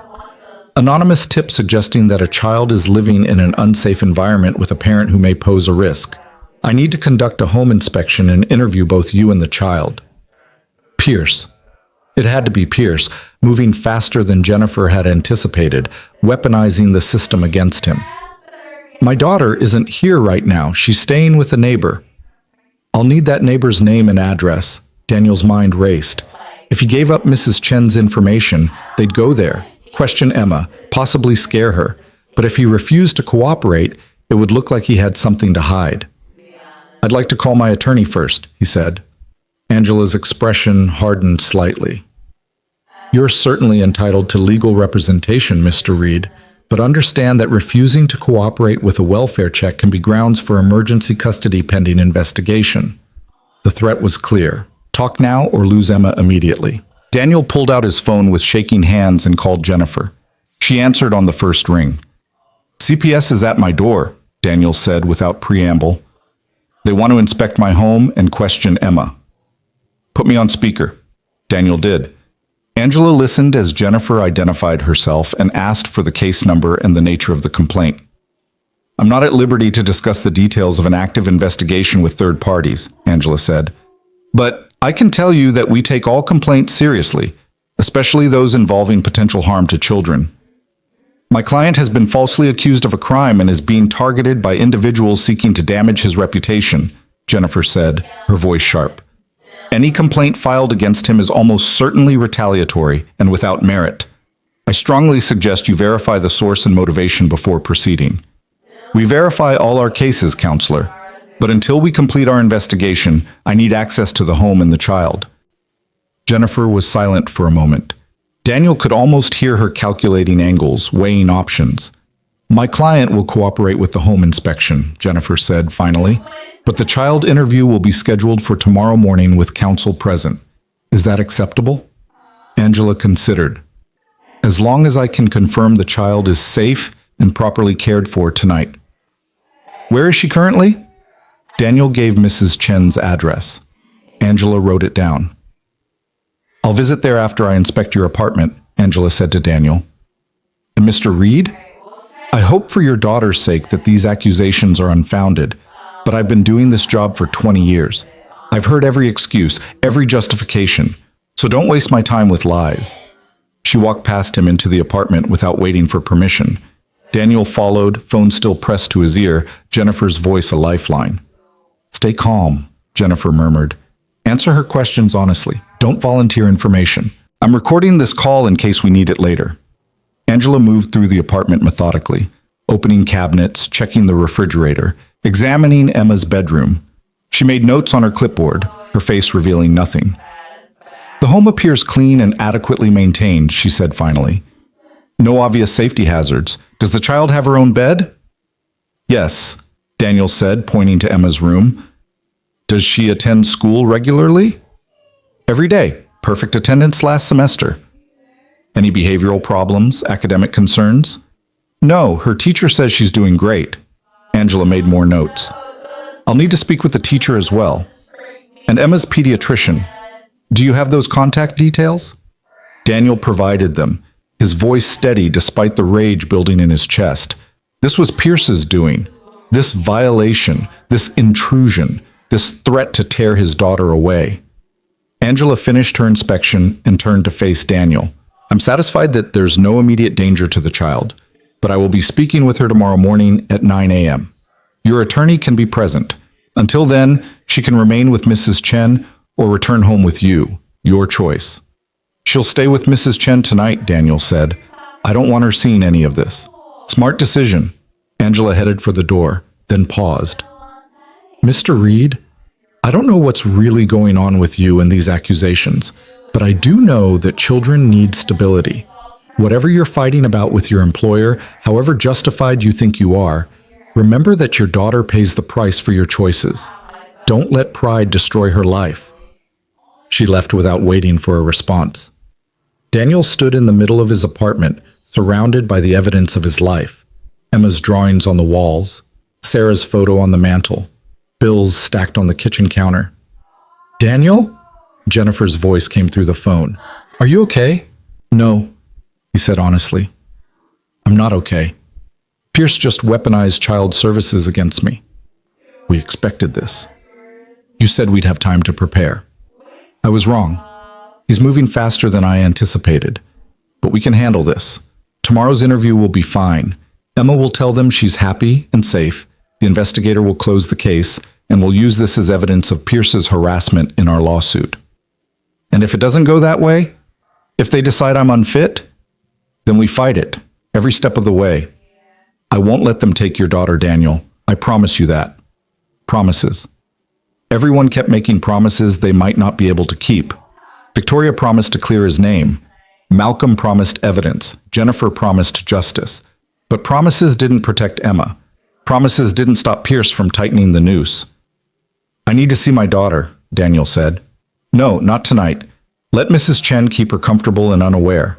Tomorrow morning you can explain everything in terms she'll understand, and then the three of us will meet with CPS together, okay?" Daniel wanted to argue, wanted to run to Mrs. Chen's house and hold Emma tight and never let go. But Jennifer was right. Showing up frantic and desperate would only scare Emma and give CPS more ammunition. "Okay," he whispered. After Jennifer hung up, Daniel sat on the couch in the gathering darkness and tried not to think about how quickly everything was falling apart. The security footage was supposed to save him. Victoria's statement was supposed to change the narrative. The lawyer was supposed to fix everything. Instead, Pierce had escalated, moved the battle onto new ground, gone after the one thing Daniel couldn't defend without looking defensive. His phone buzzed. A text from an unknown number. "You should have stayed invisible. Now you lose everything." HP Harold Pierce, finally showing his hand, finally admitting what everyone had suspected. Daniel stared at the message for a long moment, then took a screenshot and forwarded it to Jennifer. Evidence. One more piece of proof that this was personal, targeted, malicious. But evidence didn't ease the tightness in his chest or the fear crawling up his spine. Evidence didn't protect Emma from the people who wanted to use her as leverage. Daniel stood and walked to Emma's room. Her stuffed animals stared at him with button eyes. Her drawings rustled in the breeze from the heating vent. The room smelled like her, strawberry shampoo and crayons and something indefinably sweet. He sat on her bed and pulled out his wallet, extracting the folded drawings she'd given him. 3 stick figures holding hands. Him, Emma, and Sarah in heaven. "I'm trying, baby," he whispered to Sarah's memory.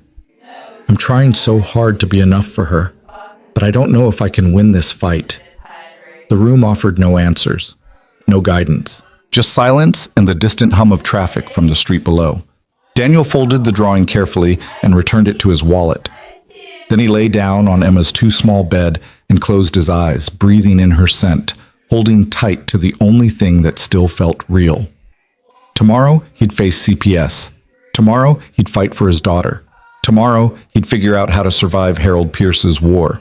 But tonight, he just needed to remember why any of it mattered at all. Morning came too quickly. Daniel woke in Emma's bed with his neck twisted at an awkward angle and his phone buzzing insistently on the nightstand. Jennifer's name flashed on the screen. "We have a problem," she said before he could speak. "Victoria's been suspended from Vanguard. The board called an emergency meeting last night and voted to place her on administrative leave pending an internal investigation into her judgment and conduct." Daniel sat up, his brain struggling to process this new development. "What does that mean for us?" "It means Pierce is making his move. With Victoria sidelined, he can control the narrative at Vanguard.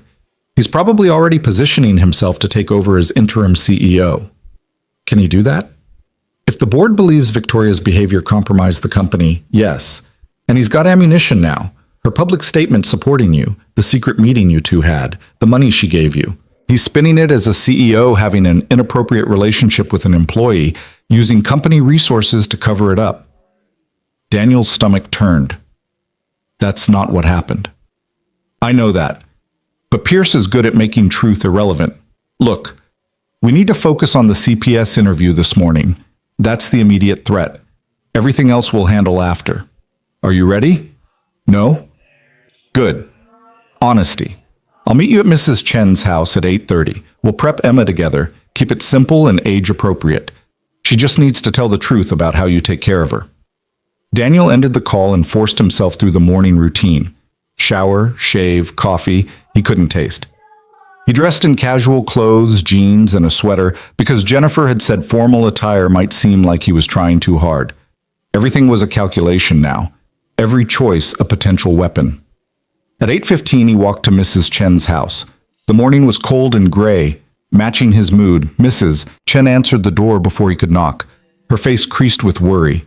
"She doesn't know anything is wrong," Mrs. Chen whispered. "I told her you had to work late, but you'd see her this morning. Thank you for everything." Emma appeared behind Mrs. Chen, still in her pajamas, clutching the stuffed rabbit she'd had since she was a baby. When she saw Daniel, her face lit up. "Daddy!" She ran to him and he caught her, lifting her up despite the protest in his back. She wrapped her arms around his neck and squeezed tight. "I missed you," she said into his shoulder. "I missed you too, baby girl." Mrs. Chen made pancakes, the kind with the chocolate chips you said were only for special occasions. That sounds perfect. Jennifer arrived 10 minutes later, carrying a leather briefcase and wearing an expression of calm professionalism that Daniel envied. She introduced herself to Emma as Daddy's friend who helps with grown-up stuff, which seemed to satisfy Emma's curiosity. They sat in Mrs. Chen's living room, Emma between Daniel and Jennifer on the floral couch. Mrs. Chen hovered nearby, pretending to tidy the already tidy room. "Emma," Jennifer said gently, "in a little while, a lady named Angela is going to come here and ask you some questions about living with your daddy. It's nothing scary, okay? She just wants to make sure you're happy and safe." Emma's forehead wrinkled. "Am I in trouble?" "No, sweetheart," Daniel said quickly. "You're not in trouble at all. Sometimes grown-ups have to check on kids to make sure everything is okay. It's Angela's job." "Like when the dentist checks my teeth?" "Exactly like that." Emma seemed satisfied with this explanation. Jennifer continued, her voice calm and steady. "Angela might ask you questions like what you have for breakfast or where you sleep or what you do for fun. Just tell her the truth, okay? There are no wrong answers." "What if I don't know the answer?" "Then you say, 'I don't know.'" That's a perfectly good answer. They practiced for 20 minutes, Jennifer asking gentle questions and Emma answering with the straightforward honesty of a 7-year-old. Yes, Daddy makes her breakfast every morning. Yes, she has her own bed with her stuffed animals. Yes, Daddy helps her with homework and reads her stories and takes her to the park. At 9 a.m. exactly, Angela Martinez arrived. She greeted Emma with a warm smile that seemed genuine, and Emma, who'd never met a stranger she didn't immediately befriend, smiled back. "Hi, Emma. I'm Angela. I love your rabbit. What's his name?" "Mr. Floppity." "That's a great name. Can Mr. Floppity and I ask you some questions?" Emma looked at Daniel for permission. He nodded, trying to keep the fear off his face. They moved to Mrs. Chen's dining room. Angela, Emma, and Mr. Floppity on one side of the table, Daniel and Jennifer on the other. Mrs. Chen stayed in the kitchen, close enough to hear but giving them space. Angela pulled out a notepad covered in stickers. "These are magic question stickers," she told Emma. "Every time I ask you a question, we'll put a sticker on the page. Want to help me pick the first one?" Emma chose a unicorn sticker, delighted by the game. Angela placed it carefully on the notepad. "Okay, first question. Do you go to school?" "Yes, I'm in 2nd grade. My teacher is Miss Rodriguez, and she's really nice." Unicorn sticker placed. "What's your favorite thing to do at school?" "Art. I like drawing pictures." Star sticker. "What do you draw?" "Lots of things. My family, mostly. Me and Daddy and Mama in heaven." Angela's expression flickered with something Daniel couldn't read. She placed a heart sticker. "Tell me about living with your daddy. What's a normal day like?" Emma launched into a detailed description of their routine. Breakfast at the kitchen table, Daddy walking her to school, or Mrs. Chen picking her up, homework after school, dinner together, story time before bed. She talked about their weekend trips to the park, about making cookies on rainy days, about how Daddy always braided her hair even though he wasn't very good at it. "Does your daddy ever get angry?" Angela asked casually, placing a butterfly sticker.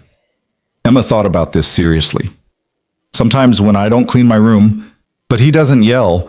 He just uses his disappointed voice, and that's worse." Daniel saw Jennifer suppress a smile. "Does he ever hurt you when he's angry?" "No, Daddy says hands are for helping, not hurting." "That's a good rule." "Does your daddy have friends who come over?" "Mrs. Chen and sometimes Mr. Marcus from Daddy's work brings us cookies." More questions, more stickers. Did Emma feel safe at home? Yes. Did she have enough food? Yes, except Daddy said they couldn't have ice cream every single night, which was unfair, but she understood. Did Daddy take her to the doctor when she was sick? Yes, and the doctor had a fish tank in the waiting room. The interview lasted 45 minutes. By the end, Emma's sticker page was completely covered and she was getting restless, swinging her legs under the table. Angela closed her notepad. Thank you, Emma. You were very helpful. Want to pick one more sticker for being so good? Emma chose a rainbow and carefully placed it in the center of the page. Then Angela asked if she could talk to the grown-ups alone for a minute. Emma skipped off to the kitchen where Mrs. Chen had promised another pancake. Angela turned to Daniel, her expression neutral. Your daughter is well-adjusted, healthy, and clearly loves you very much. She shows no signs of abuse, neglect, or distress. Based on this interview and my home inspection yesterday, I see no reason to pursue this case further.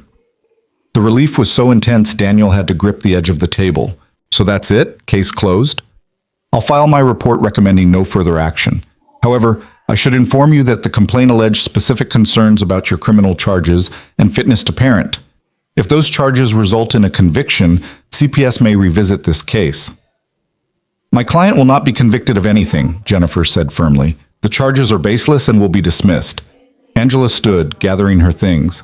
I hope that's true, Mr. Reed. Your daughter deserves a stable home. Don't let whatever's happening in your life jeopardize that. After Angela left, Daniel pulled Emma onto his lap and held her tight, breathing in the strawberry scent of her shampoo. She wiggled after a moment, uncomfortable with the intensity of his grip. Daddy, you're squishing me. Sorry, baby. I just love you so much. I love you too. Can we go home now? I want to show you my new drawing. They walked home together, Emma chattering about the sticker game and how she'd told Angela all about their cookie-making adventures. Daniel listened and responded automatically, while his mind raced ahead to the next battle, the next crisis, the next move in Pierce's campaign to destroy him. When they reached the apartment, Emma ran to her room to get her drawing. Daniel's phone buzzed with a text from Jennifer. CPS crisis averted. Now we focus on the criminal case. Motion to dismiss filing today. Expect response from prosecution within 48 hours. Before Daniel could respond, his phone rang. Malcolm Torres. Reed, you need to see this. Turn on channel 7. Daniel grabbed the remote and switched on the television. The local news was mid-story, showing footage of Vanguard Technologies headquarters. The chyron at the bottom read, Tech CEO suspended amid scandal. The reporter, a polished woman in a red suit, spoke directly to the camera.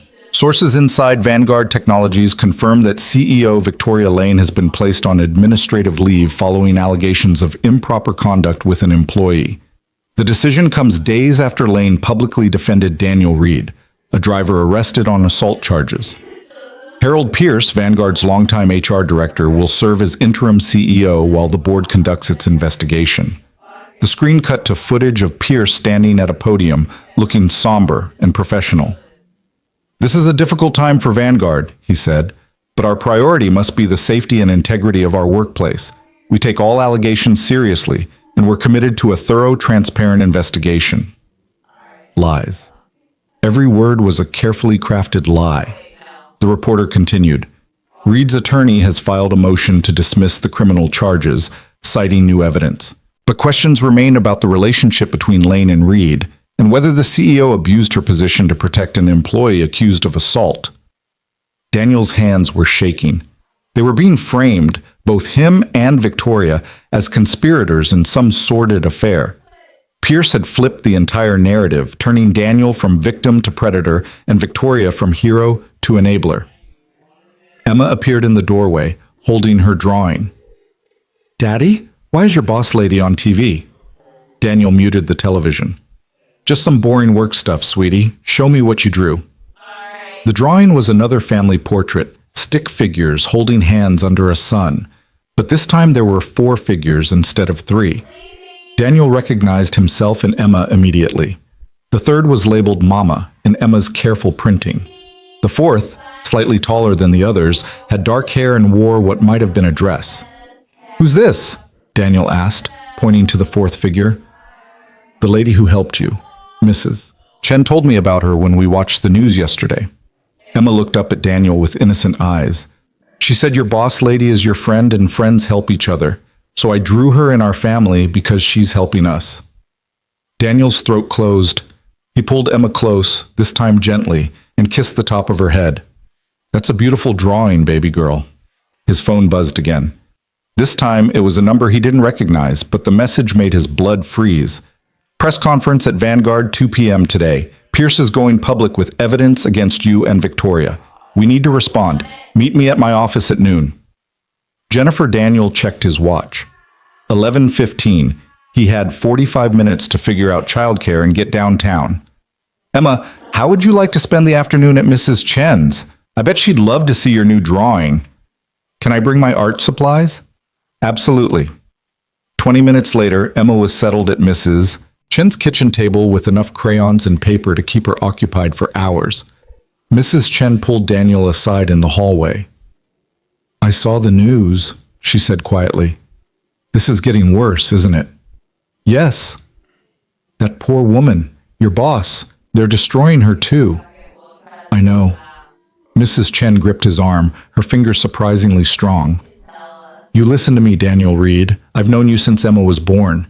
I watched you care for your wife when she was dying. I watched you raise that little girl alone with more love and patience than most people have in a marriage.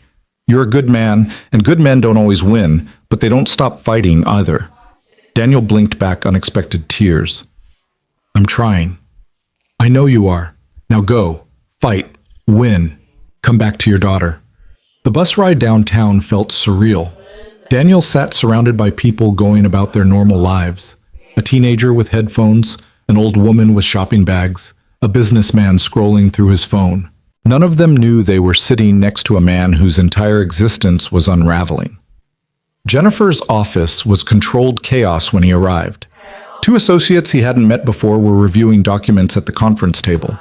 Jennifer stood at the window, phone pressed to her ear, her free hand gesturing emphatically.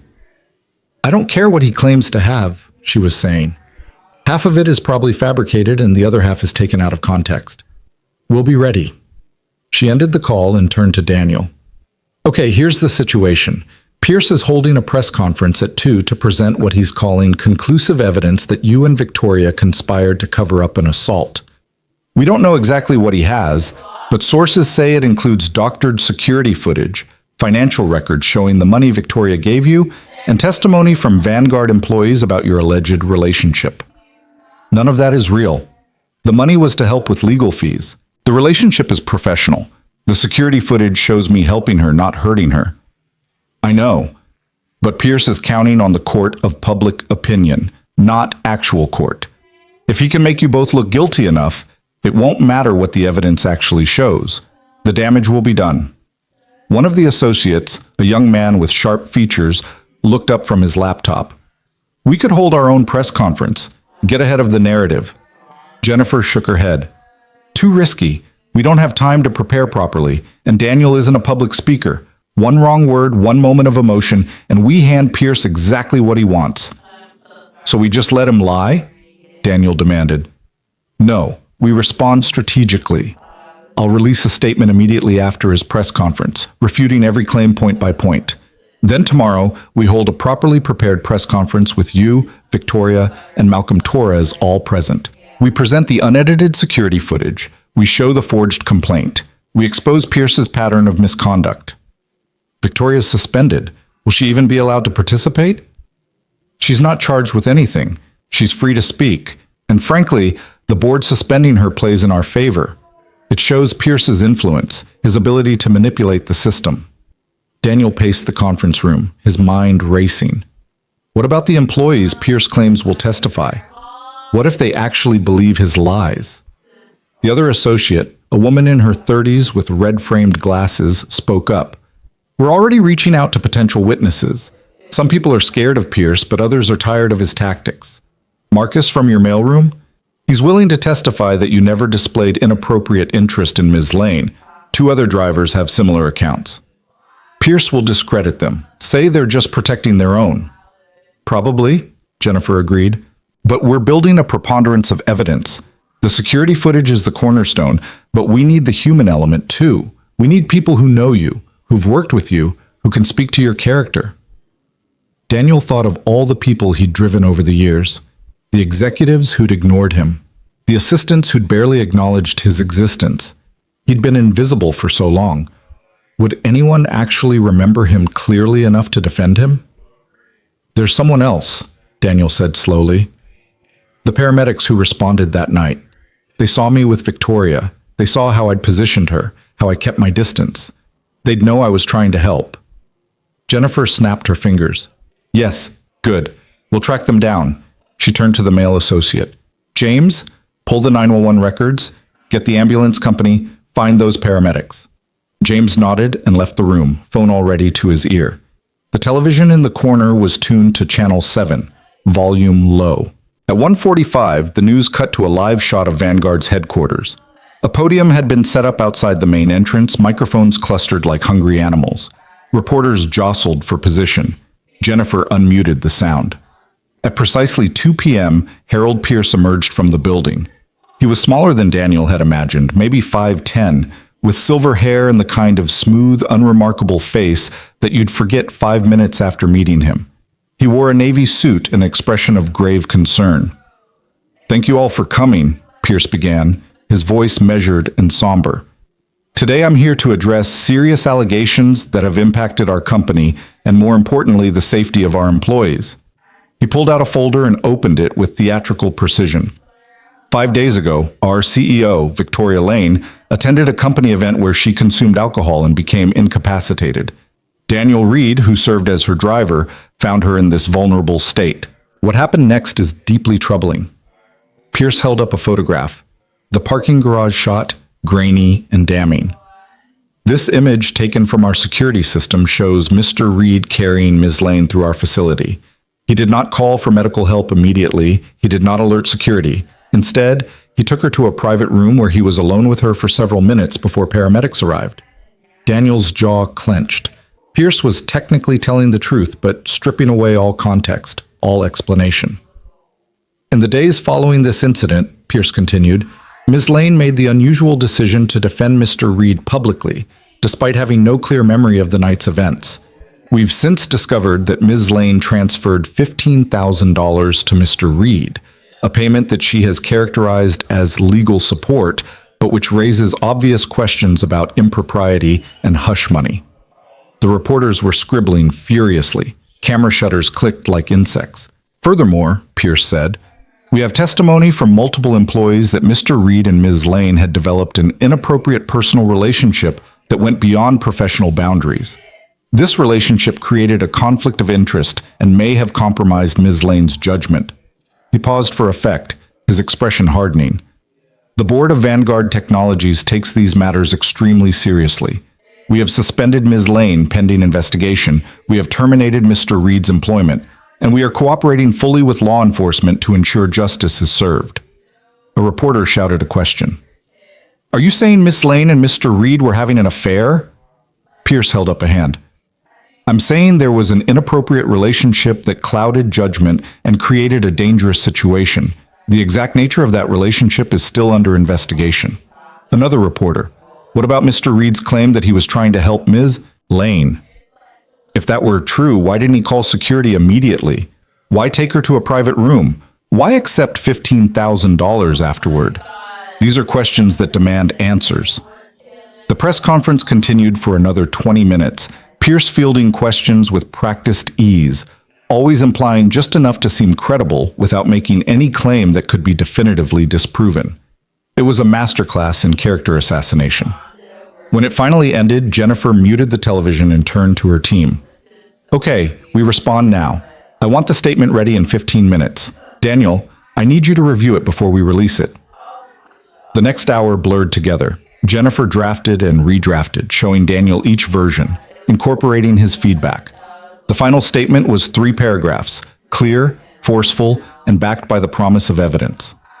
The allegations made by Harold Pierce today are false and defamatory. Mr. Reed acted as a good Samaritan when he found Miss Lane unconscious and in medical distress. Security footage, which Mr. Pierce conveniently omitted from his press conference, shows that Mr. Reed immediately called 911 and moved Ms. Lane to a safer location while waiting for paramedics. The payment Ms. Lane made was for legal representation, not hush money, and was necessitated by Mr. Pierce's campaign of harassment and false accusations. We will be presenting complete unedited evidence at a press conference tomorrow at 10 a.m. Mr. Pierce's version of events will be exposed for what it is, a calculated lie designed to cover up his own misconduct. Jennifer sent it to every news outlet simultaneously. Within minutes, the story had evolved from driver and CEO in scandal to competing claims in Vanguard controversy. But Daniel knew the damage was already done. Most people would remember Pierce's smooth delivery and dramatic revelations. Fewer would read the response buried in follow-up articles. "We need Victoria," Daniel said. "If she stands with me tomorrow, if she tells her side in person, people will listen." "I'll reach out to her attorney," Jennifer said. "But Daniel, you need to prepare yourself for the possibility that she won't do it. She's already lost her position at Vanguard. Standing with you could mean losing everything else: her reputation, her career, any chance of redemption in the industry. She promised to make this right. People break promises when the cost gets too high." Daniel's phone buzzed, a text from an unknown number. "This is Victoria. I saw the press conference. I'm in. Tomorrow, 10 a.m. We do this together." Daniel showed the text to Jennifer, feeling something shift in his chest. Not quite hope. Hope felt too dangerous, but something adjacent to it. Determination, maybe. The knowledge that he wasn't fighting alone. "Okay," Jennifer said, reading the text. "Tomorrow we go to war. Tonight we prepare. I need you to go home, get some rest, and meet me here at 7 a.m. We'll run through every possible question, every angle of attack. You need to be perfect." "I'm not perfect. No one is. But tomorrow, in front of those cameras, you need to look like you are. No hesitation, no doubt. Just the truth, delivered with absolute conviction." Daniel left the office as evening shadows stretched across the city. The bus ride home felt different this time. Less like fleeing and more like regrouping. He picked up Emma from Mrs. Chen's, made her dinner, helped her with her homework. They played a game with her stuffed animals, read 3 stories instead of the usual 2, and when Emma finally fell asleep clutching Mr. Floppity, Daniel sat beside her bed and watched her breathe. Tomorrow he'd stand in front of cameras and reporters. Tomorrow he'd defend his name, his character, his very existence. Tomorrow Victoria would either save them both or they'd go down together. But tonight, watching his daughter sleep, Daniel allowed himself to believe that truth might actually matter. That doing the right thing might, eventually, be enough. He stayed in Emma's room until midnight, then forced himself to his own bed. Sleep came fitfully, filled with dreams of courtrooms and cameras, and Pierce's smooth voice reciting lies. When his alarm went off at 5:30 a.m., Daniel woke feeling like he'd been fighting all night. Because he had been, and the real fight hadn't even started yet. The morning arrived with merciless clarity. Daniel stood in the shower, letting scalding water pound against his shoulders, trying to wash away the exhaustion and fear that had settled into his bones. Today would determine everything. Today the truth would either set him free or bury him completely.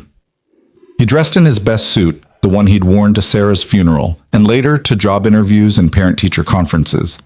Emma was still asleep when he kissed her forehead and whispered that Mrs. Chen would take her to school. She mumbled something about pancakes without waking, and Daniel allowed himself one moment of pure love for this small person who trusted him completely, who had no idea her entire world hung in the balance. Jennifer's office was already buzzing with activity when Daniel arrived at 7. 2 television screens showed competing morning news coverage, one declaring Vanguard scandal deepens, while the other asked, "Who's telling the truth?" Victoria sat in the conference room, looking thinner than Daniel remembered, dark circles under her eyes that makeup couldn't quite hide. Malcolm Torres stood by the window, arms crossed, looking like a man who'd made a decision he couldn't take back. "Good, we're all here," Jennifer said, setting down her coffee. "We have 3 hours to make sure everyone is ready. This press conference will be recorded, dissected, and weaponized by Pierce's team. Every word matters. Every expression matters. Are we clear?" They all nodded. Jennifer pulled up a presentation on the screen. "Here's the strategy. I'll open with a brief statement establishing the facts. Then Malcolm presents the unedited security footage and explains the timeline. Victoria speaks next, detailing Pierce's pattern of manipulation and her belief in Daniel's innocence. Daniel, you close by speaking directly to the camera about what happened that night and what this has cost you." "What about questions from reporters?" Victoria asked, her voice steady despite the exhaustion in her eyes. "We'll take 5 questions maximum. I'll select them carefully. Anything hostile or designed to create sound bites, We shut down immediately. They spent the next hour rehearsing. Jennifer peppered them with hostile questions, forcing them to stay calm under pressure. Malcolm practiced his presentation on the security footage, walking through each clip with technical precision. Victoria refined her statement, striking the balance between defending herself and supporting Daniel. Daniel's part was simpler, but somehow harder. Tell the truth. Explain what happened. Don't let emotion override clarity. Every time he practiced, Jennifer found something to correct. His tone was too defensive or too passive, or he was giving them ammunition by showing anger. You have to be perfect, she said for the 10th time. Not because you are perfect, but because that's what it takes to overcome lies. At 9:30, they moved to the press conference location, a hotel ballroom Jennifer had rented to avoid giving Pierce home field advantage at Vanguard. Chairs were arranged in rows. A podium stood at the front with microphones clustered like flowers. Camera crews were already setting up, their equipment transforming the ordinary space into an arena. Daniel stood backstage, watching reporters file in. He recognized faces from television, journalists who'd been covering the story since his arrest. They looked bored and cynical, checking phones while waiting for the show to begin. To them, this was just another scandal. To Daniel, it was everything. Victoria appeared at his elbow. Nervous? Terrified. Good. That means you understand the stakes. She paused, then added quietly, I'm sorry, Daniel, for all of this. You saved my life, and I repaid you by letting mine fall apart so badly that it destroyed yours. Pierce destroyed my life. Not you. I should have been stronger, should have fought back immediately instead of letting doubt and fear control me. You're fighting now. That's what matters. She smiled sadly. My career is over regardless of what happens today. The board made that clear. Even if we prove Pierce fabricated everything, I'm too compromised to lead Vanguard. Too much scandal, too much distraction. I'll resign after this is finished. I'm sorry. Don't be. I've spent 20 years building a company and somehow forgot to build a life. Maybe this is the universe telling me it's time to remember what actually matters. She glanced at her watch. 5 minutes. Jennifer gathered them in a circle backstage. Remember, we're not just defending against accusations. We're exposing a pattern of corruption and abuse of power. Pierce has been manipulating people for decades. Today, that ends. Are we ready? Malcolm nodded grimly. Victoria straightened her shoulders. Daniel took a deep breath and thought of Emma, drawing her pictures and trusting him to come home. Ready, he said. The ballroom fell quiet as Jennifer approached the podium. Camera shutters clicked like locusts. She gripped the edges of the podium and looked directly into the cameras.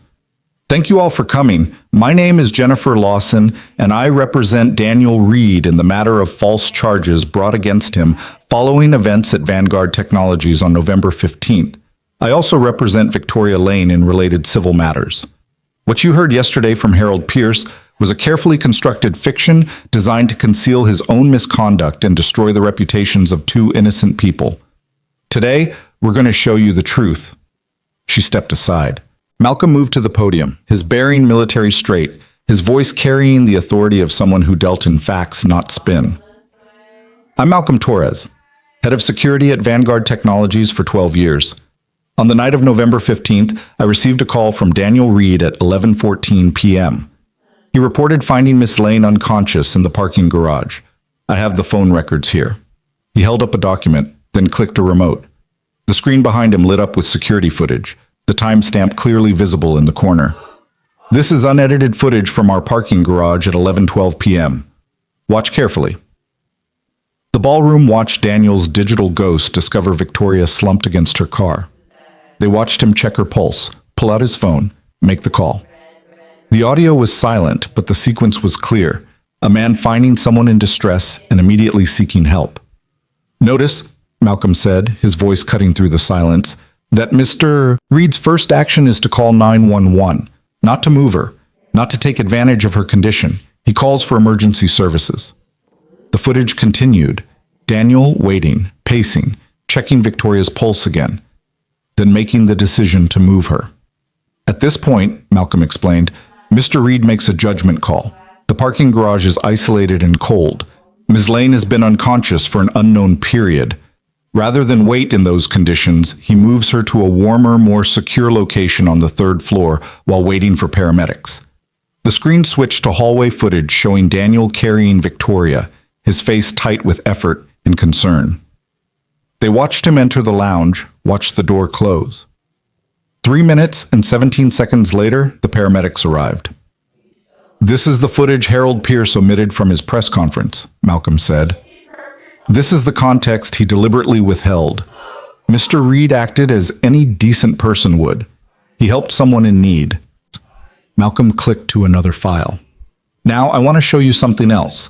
This is footage from our security office at 2:17 a.m. on Saturday, November 16th, hours after the incident, in the middle of the night when no one should have been in the office." The screen showed a dimly lit room filled with monitors. A figure entered, face partially obscured by shadows but clearly identifiable from his build and walk. Harold Pierce sat at the main console and began typing. This is Pierce accessing the security footage files. According to system logs, he copied several files to an external drive, then corrupted the originals. When police requested the footage, we could only provide damaged files that were, conveniently, unrecoverable. Malcolm's expression hardened. "I made backup copies because I've learned over the years that evidence has a way of disappearing at Vanguard when it's inconvenient for Harold Pierce. This footage proves he deliberately tampered with evidence to support his false narrative." He stepped away from the podium. The reporters erupted with questions, but Jennifer held up a hand for silence. "Victoria Lane will speak now." Victoria approached the podium with the poise of someone who'd given 1,000 presentations, but Daniel saw the tremor in her hands as she gripped the edges. "Thank you. I'm here today because I owe Daniel Reed more than just gratitude for saving my life. I owe him the truth, which I failed to defend when he needed it most." She paused, gathering strength. "On the night of November 15th, I made poor decisions. I drank too much at a company event. I became incapacitated. I put myself in danger through my own lack of judgment. What happened next is what Daniel has said from the beginning. He found me, helped me, and likely prevented a much worse outcome. I have no memory of those hours, but I have complete faith in what the evidence shows." Victoria's voice grew stronger. "What I remember clearly is what happened afterward. I woke in a hospital confused and frightened. Harold Pierce was there, asking questions, suggesting interpretations of events, encouraging me to file a complaint. I told him I needed time to understand what happened. The next thing I knew, a complaint had been filed in my name with a forged signature." She held up a document. "This is the complaint. This is my actual signature for comparison. They're not the same. Pierce filed false charges using my name without my knowledge or consent." The reporters were scribbling furiously now. Victoria continued, her anger barely controlled. "Harold Pierce has spent 20 years at Vanguard manipulating personnel files, burying legitimate complaints, and destroying anyone who challenged his authority. I've been trying to remove him for months after discovering irregularities in how he handled employee grievances. He knew I was investigating him. This entire situation was his preemptive strike: destroy my credibility and remove a threat to his position." She looked directly into the cameras. "I am voluntarily resigning from Vanguard Technologies effective immediately. Not because I'm guilty of anything, but because this company has become toxic under Pierce's influence. The board suspended me rather than investigate the real threat. That tells me everything I need to know about where their loyalties lie." Victoria stepped back. Jennifer nodded to Daniel. This was it, his moment to speak or stay silent forever. Daniel approached the podium on legs that felt like water. The lights were too bright, the cameras too numerous. Every reporter watching him with expressions ranging from skepticism to barely concealed hostility. He thought of Emma, of Sarah, of every person who'd ever believed in him when belief wasn't easy. "My name is Daniel Reed," he said, his voice rough but steady. "I'm a single father. I drove executives for a living. I'm not anyone important or special, but I try every day to be a good man, a good father, a decent human being. That's all I've ever tried to be." He gripped the podium. "On November 15th, I found my boss unconscious and alone in a parking garage. I didn't think about my job or how it might look or what people might say. I thought about getting her help. I called 911. I stayed with her. I made sure she was safe. That's what anyone should do. His voice cracked slightly. The next Monday, I was arrested in front of my colleagues. My name was destroyed in hours. Strangers called me a predator. They threatened my daughter. They said I should rot in prison, or worse. All because I helped someone who needed help. Daniel looked up from his prepared notes, speaking directly to the cameras now, letting them see the exhaustion and pain and stubborn determination that had kept him standing.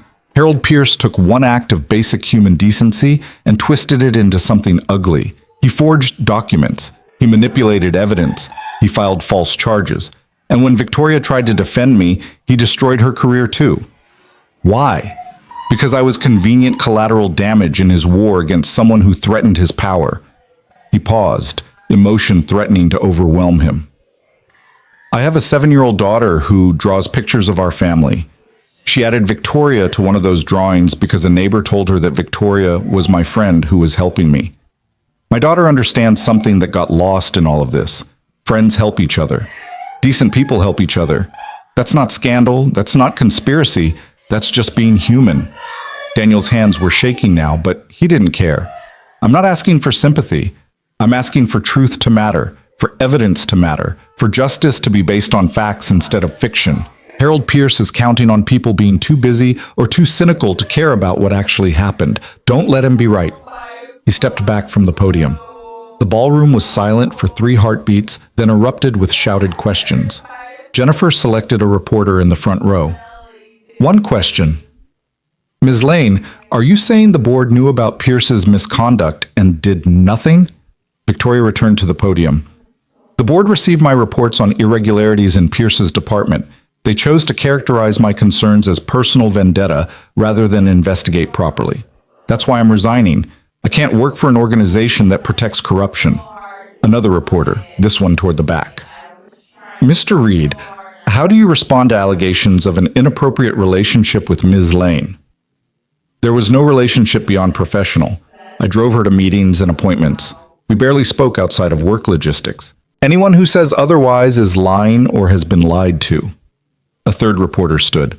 Malcolm Torres, aren't you risking your job by being here today? Malcolm's expression was grim. Probably, but I've watched Pierce destroy good people for years and done nothing because I was scared. I'm done being scared. Some things are worth losing your job over. Jennifer held up her hand. 2 more questions. What happens now? Will charges be dropped? Jennifer fielded this one. We've presented this evidence to the district attorney's office. Given the clear proof of Mr. Reed's innocence and the evidence of evidence tampering, we expect all charges to be dismissed immediately. If they're not, we'll file motions to compel and take this to trial where a jury can see the truth. The final question came from an older journalist with gray hair. Mr. Reed, if you could say something to Harold Pierce right now, what would it be? Daniel hadn't expected this. He looked at Jennifer, who nodded slightly. I tell him that you can destroy a person's reputation, but you can't destroy their character. You can take away their job, but you can't take away their integrity. You can make people believe lies for a while, but truth has a way of surviving. Daniel's voice was quiet, but filled with steel. I tell him I forgive him for what he did to me, but I'll never forgive him for what he tried to do to my daughter. The press conference ended. Reporters swarmed toward the podium, but security kept them back. Jennifer hustled Daniel, Victoria, and Malcolm out a side door and into a waiting car. No one spoke during the drive back to Jennifer's office. They were all too wrung out, too emotionally depleted. Daniel stared out the window at the city passing by, wondering if it had worked, if they'd done enough. His phone buzzed with a text from Mrs. Chen. Emma saw you on TV at school. She's very proud. Says you looked like a superhero. Come get her when you can. Daniel showed the text to Victoria. She smiled, the first genuine smile he'd seen from her in days. She's right, Victoria said quietly. You are. I'm just a dad trying to protect his kid. That's what makes you a hero. Back at Jennifer's office, they watched the news coverage roll in. The story was shifting in real time. Headlines evolved from Vanguard scandal to evidence of misconduct by HR director to did Harold Pierce frame innocent driver? Social media was faster and more brutal. The comments section that had called for Daniel's imprisonment now turned their fury toward Pierce. Someone leaked his address. Someone else started a petition demanding his arrest. The mob's attention had found a new target. Daniel felt no satisfaction watching Pierce get destroyed the same way he'd been destroyed. It just felt hollow and sad, like everyone had learned nothing from the whole mess except which person to hate next. At 3 p.m., Jennifer's phone rang. She answered, listened for a long moment, then smiled. The district attorney's office has declined to prosecute. All charges against Daniel Reed are being dropped, effective immediately. They're also opening a criminal investigation into Harold Pierce for filing a false police report, evidence tampering, and fraud. The relief hit Daniel so hard he had to sit down. Charges dropped. It was over. The criminal case, at least, was over. What about Vanguard? Victoria asked. What about the civil suit? That's up to you both, Jennifer said. We have grounds for a massive lawsuit, wrongful termination, defamation, emotional distress. But lawsuits take years and cost a fortune in emotional energy. Sometimes winning means walking away. Daniel thought about it. He thought about Emma, about the life they needed to rebuild, about moving forward instead of staying mired in the past. I don't want their money, he said. I want my name cleared. I want the record to show I'm innocent. Beyond that, I just want to go home. Victoria nodded slowly. I want Pierce prosecuted. I want the board investigated. But I don't want to spend the next 5 years in court battles. I want to find out who I am without Vanguard defining me. Jennifer made notes. I'll draft a settlement proposal. Vanguard issues a public apology, pays a modest settlement to cover legal fees and lost wages, agrees to correct all personnel records. In exchange, you both release them from further civil liability. We focus on making sure Pierce faces criminal consequences. That works, Daniel said. Agreed, Victoria added. Jennifer's phone buzzed. She glanced at the screen and her expression changed. You need to see this. She turned on the television. Breaking news, police had arrested Harold Pierce at Vanguard Technologies headquarters. The footage showed him being led out in handcuffs, his smooth facade finally cracked, his face flushed with rage and fear. The reporter on scene was breathless with excitement. Harold Pierce, the HR director who accused Daniel Reed of assault, has been arrested on charges of filing a false police report, tampering with evidence, and fraud. Sources inside the police department say the evidence presented at this morning's press conference led to an immediate investigation and arrest warrant. Daniel watched Pierce being put into a police car, the same journey Daniel had taken days ago, the same humiliation, the same destruction of reputation in real time. He waited to feel vindicated. Instead, he just felt tired. I need to go get my daughter, Daniel said quietly. Jennifer nodded. Go. Take the weekend. We'll handle the settlement negotiations Monday. You've done enough for now. Victoria stood. Daniel, wait.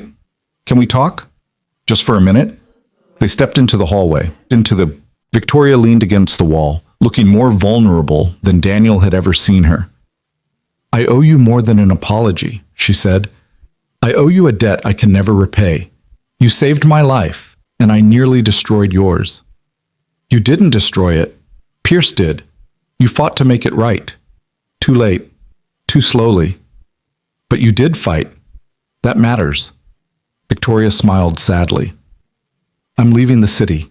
Starting over somewhere people don't know me as the disgraced CEO. But before I go, I want to make sure you and Emma are taken care of. There's a trust fund. No. Daniel, no more money. No more debts or obligations. You helped me get a good lawyer. You stood up when it mattered. That's enough. More than enough. Then let me do one thing. One last thing. Victoria pulled an envelope from her purse. My personal attorney has connections at several companies. This is a letter of recommendation for any job you want. Executive protection, corporate security, whatever interests you. You don't have to use it, but I wanted you to have options. Daniel took the envelope. Thank you. Take care of that little girl. She's lucky to have you. I'm lucky to have her. They shook hands formally, then Victoria pulled him into a brief hug. Be happy, Daniel Reed. You've earned it. Then she walked away, her heels clicking against the polished floor, heading toward whatever came next. Daniel took the bus across town to Emma's school. The afternoon pickup line was in full chaos. Kids streaming out, parents clustering in groups, the organized chaos of a Thursday afternoon. Emma spotted him from across the playground and ran at full speed, her backpack bouncing, her face split wide with joy. "Daddy, you were on TV. Everyone saw. Mrs. Rodriguez said you were very brave." Daniel caught her and lifted her up, not caring that she was probably too old for this, not caring about anything except the solid weight of his daughter in his arms. "Did I do okay?" he asked. "You were perfect. And the lady, Ms. Lane? She was nice. She said nice things about you. She's a good person who had some bad things happen to her." Emma pulled back to look at his face seriously. "Are the bad things over now?" "Yeah, baby. The bad things are over." They walked home hand in hand, Emma chattering about her day. Something about a science project and a boy who brought a lizard for show and tell. Normal things. Beautiful, ordinary, normal things. At home, Daniel made Emma's favorite dinner, spaghetti with the sauce from a jar she insisted tasted better than homemade. They ate at the small kitchen table, Emma smearing sauce on her face while telling him increasingly elaborate stories about the lizard. After dinner, after bath time, after 3 stories instead of 2, Daniel tucked Emma into bed and sat beside her like he had every night for 7 years. "Daddy?" Emma's voice was sleepy. "Are you going to keep being my daddy forever?" The question hit him in the chest. "Of course I am. Why would you ask that?" "Because some kids at school said maybe you would go away. Because of the trouble." Daniel leaned down and kissed her forehead. "Emma, listen to me. I am your daddy forever. Nothing and no one can change that. Not trouble, not bad people, not anything. You're stuck with me. Promise?" "Promise." She smiled and closed her eyes, her hand curled around Mr. Floppity's ear. Within minutes, she was asleep. Daniel stayed beside her bed, watching her breathe, watching the rise and fall of her small chest, watching the miracle of her existence. He thought about all the ways this could have gone differently, all the ways he could have lost her. But he hadn't. They'd survived. Together. His phone buzzed quietly. A text from Jennifer. "Vanguard wants to settle. Public apology, full reinstatement with back pay, or severance package of your choice. Legal fees covered.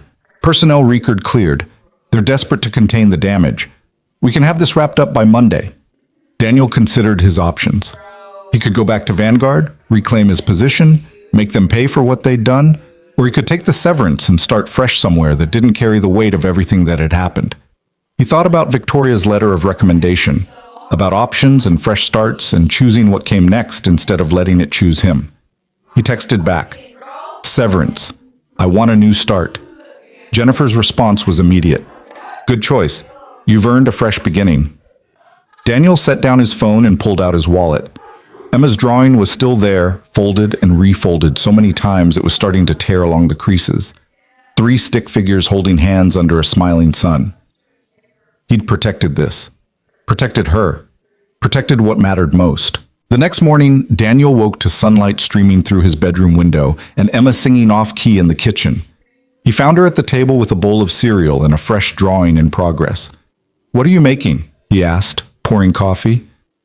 "A new picture. For the wall." This one showed 2 stick figures, just Daniel and Emma. No one in heaven, no one helping. Just the 2 of them holding hands under a sun that took up half the page. "That's beautiful," Daniel said. "It's us," Emma explained, "starting new adventures." "What kind of adventures?" "I don't know yet, but good ones. Because we're together." Daniel sat beside her and helped color the sun bright yellow, then orange, then red for good measure. They used every crayon in the box until the sun blazed with impossible color. Over the weekend, Daniel avoided the news and social media. He took Emma to the park where they fed ducks and climbed on the playground equipment. He took her for ice cream even though it wasn't a special occasion. He read her extra stories and let her stay up past bedtime because they could, because they were free. Because the cloud that had hung over them had finally lifted. On Monday, Jennifer called with the final settlement details.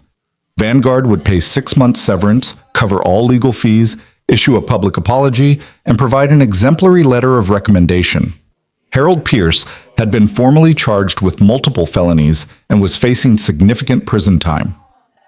The board was conducting a full review of HR practices, and several other directors had voluntarily resigned. "You won," Jennifer said, "completely and totally." But Daniel didn't feel like a winner. He felt like a survivor. There was a difference. He used part of the settlement money to take Emma on a weekend trip to the coast. They stayed in a small hotel with a view of the ocean, built sandcastles that the tide washed away, collected shells that Emma insisted had magical properties. They ate fish and chips on the pier and watched the sunset turn the water into liquid gold. "Daddy?" Emma asked as they walked back to the hotel, her hand small and sticky in his. "Are you happy now?" Daniel thought about the question. Was he happy? His career was over, his reputation was damaged, maybe permanently. He'd been through hell and come out scarred, but Emma was safe. The truth had prevailed, and tomorrow held possibilities instead of just fear. "Yeah," he said, squeezing her hand. "Yeah, baby girl. I'm happy now." 2 months later, Daniel started a new job at a private security firm. The work was similar but different, protecting people instead of just driving them, making decisions instead of just following orders. The pay was better, the hours were more flexible, and no one looked at him with suspicion or whispered when he walked past. Victoria sent a postcard from Montana, where she'd bought a small ranch and was learning about horses and quiet mornings and life without quarterly earnings reports. Malcolm had also left Vanguard, taking a position with a nonprofit focused on workplace safety and ethics. Marcus from the mailroom got promoted to a better position after the board shakeup. Pierce was convicted on 4 counts and sentenced to 3 years in federal prison. The judge had been particularly harsh about abuse of power and manipulation of the legal system. Daniel didn't attend the sentencing. He'd moved on. Emma thrived. Her grades stayed excellent. She made new friends.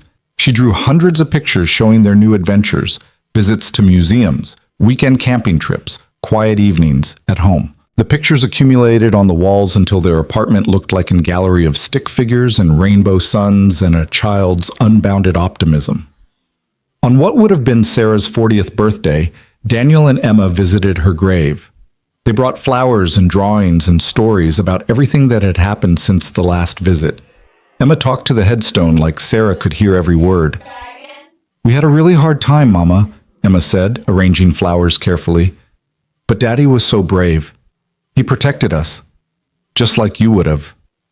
Daniel's throat tightened. "Your mama would have fought harder than I did. But you didn't give up. That's what matters." Walking home from the cemetery, Emma slipped her hand into Daniel's and asked the question he'd been both expecting and dreading.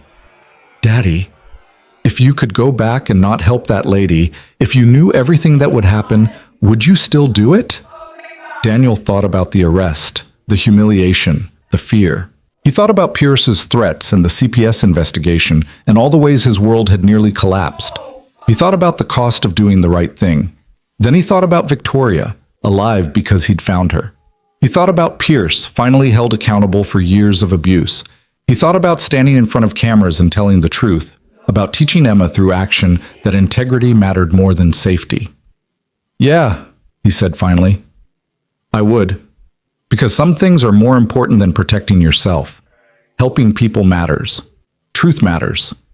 Being the person you want your daughter to become matters." Emma nodded, satisfied with this answer. "That's what I thought you'd say." That night, Emma presented Daniel with a new drawing. This one was different from all the others, more detailed, more carefully colored. It showed 2 figures standing together with the sun rising behind them. Above the sun, in careful printing, Emma had written, "Heroes." "That's us," she explained, "because we're brave and because we help people, and because even when bad things happen, we don't stop being good." Daniel hung the drawing on the refrigerator where he'd see it every morning, where it would remind him that the hardest test of character wasn't avoiding trouble, but surviving it with integrity intact. Months turned into a year. The news cycle moved on to new scandals. Vanguard Technologies recovered under new leadership. Victoria sent occasional emails from Montana, each one sounding more content than the last. Malcolm became a sought-after consultant on workplace ethics. Pierce served his sentence quietly. And Daniel Reed, single father and survivor, simply lived his life. He worked hard at his new job. He attended every one of Emma's school events. He dated occasionally, but nothing serious. His heart still belonged to Sarah's memory and to Emma's future. He made new friends and maintained old ones. He learned that healing wasn't linear, but it was possible. Emma turned 8, then 9, then 10. She grew taller and smarter and more confident. She still drew pictures constantly, but now they included more than stick figures. Detailed scenes of mountains and oceans, portraits of people she knew, abstract designs that showed sophisticated understanding of color and form. One of those pictures won a local art contest.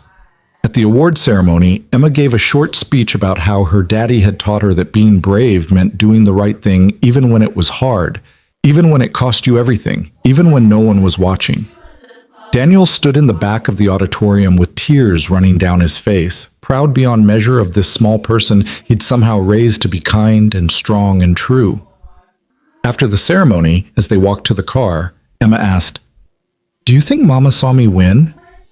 I think she sees everything you do, and I think she's incredibly proud. Are you proud?" "So proud I could burst." Emma grinned and skipped ahead, her award certificate clutched in one hand, her future bright and unbounded ahead of her. Daniel followed, thinking about how close they'd come to losing all of this, how one man's cruelty had nearly destroyed everything that mattered, how easy it would have been to give up, to accept defeat, to let the lies win. But they hadn't given up. They'd fought, survived, and come out stronger. Not unchanged, Daniel still had nightmares sometimes, still felt the phantom weight of handcuffs on his wrists, still dealt with anxiety that hadn't existed before. But he'd also learned things about resilience and courage, and the surprising strength that comes from protecting someone you love more than your own safety. The world was still imperfect. Bad things still happened to good people. Justice was uncertain, and truth didn't always prevail. But sometimes, on the best days, in the crucial moments, doing the right thing was actually enough. Daniel unlocked the car and watched Emma climb into her booster seat, already chattering about where they should celebrate her win. "Somewhere with ice cream," she insisted, "with the big sundaes that had too much whipped cream." "Deal," Daniel said, starting the engine. "The biggest sundae they have." As they drove through the city toward their favorite ice cream shop, the setting sun painted the sky in shades of gold and orange and pink. Emma pressed her face against the window, watching the colors shift and change. "Beautiful," she whispered. "Yeah," Daniel agreed. "It really is." And for the first time in a long time, he meant it completely. The world was beautiful. Life was beautiful. The simple act of driving his daughter to get ice cream on a Tuesday evening was beautiful in its ordinary, perfect simplicity. They'd survived the storm. They'd found their way back to clear skies. And whatever came next, whatever challenges or joys or mundane moments filled their days, they'd face it together. That was all that mattered. That was enough. That was everything.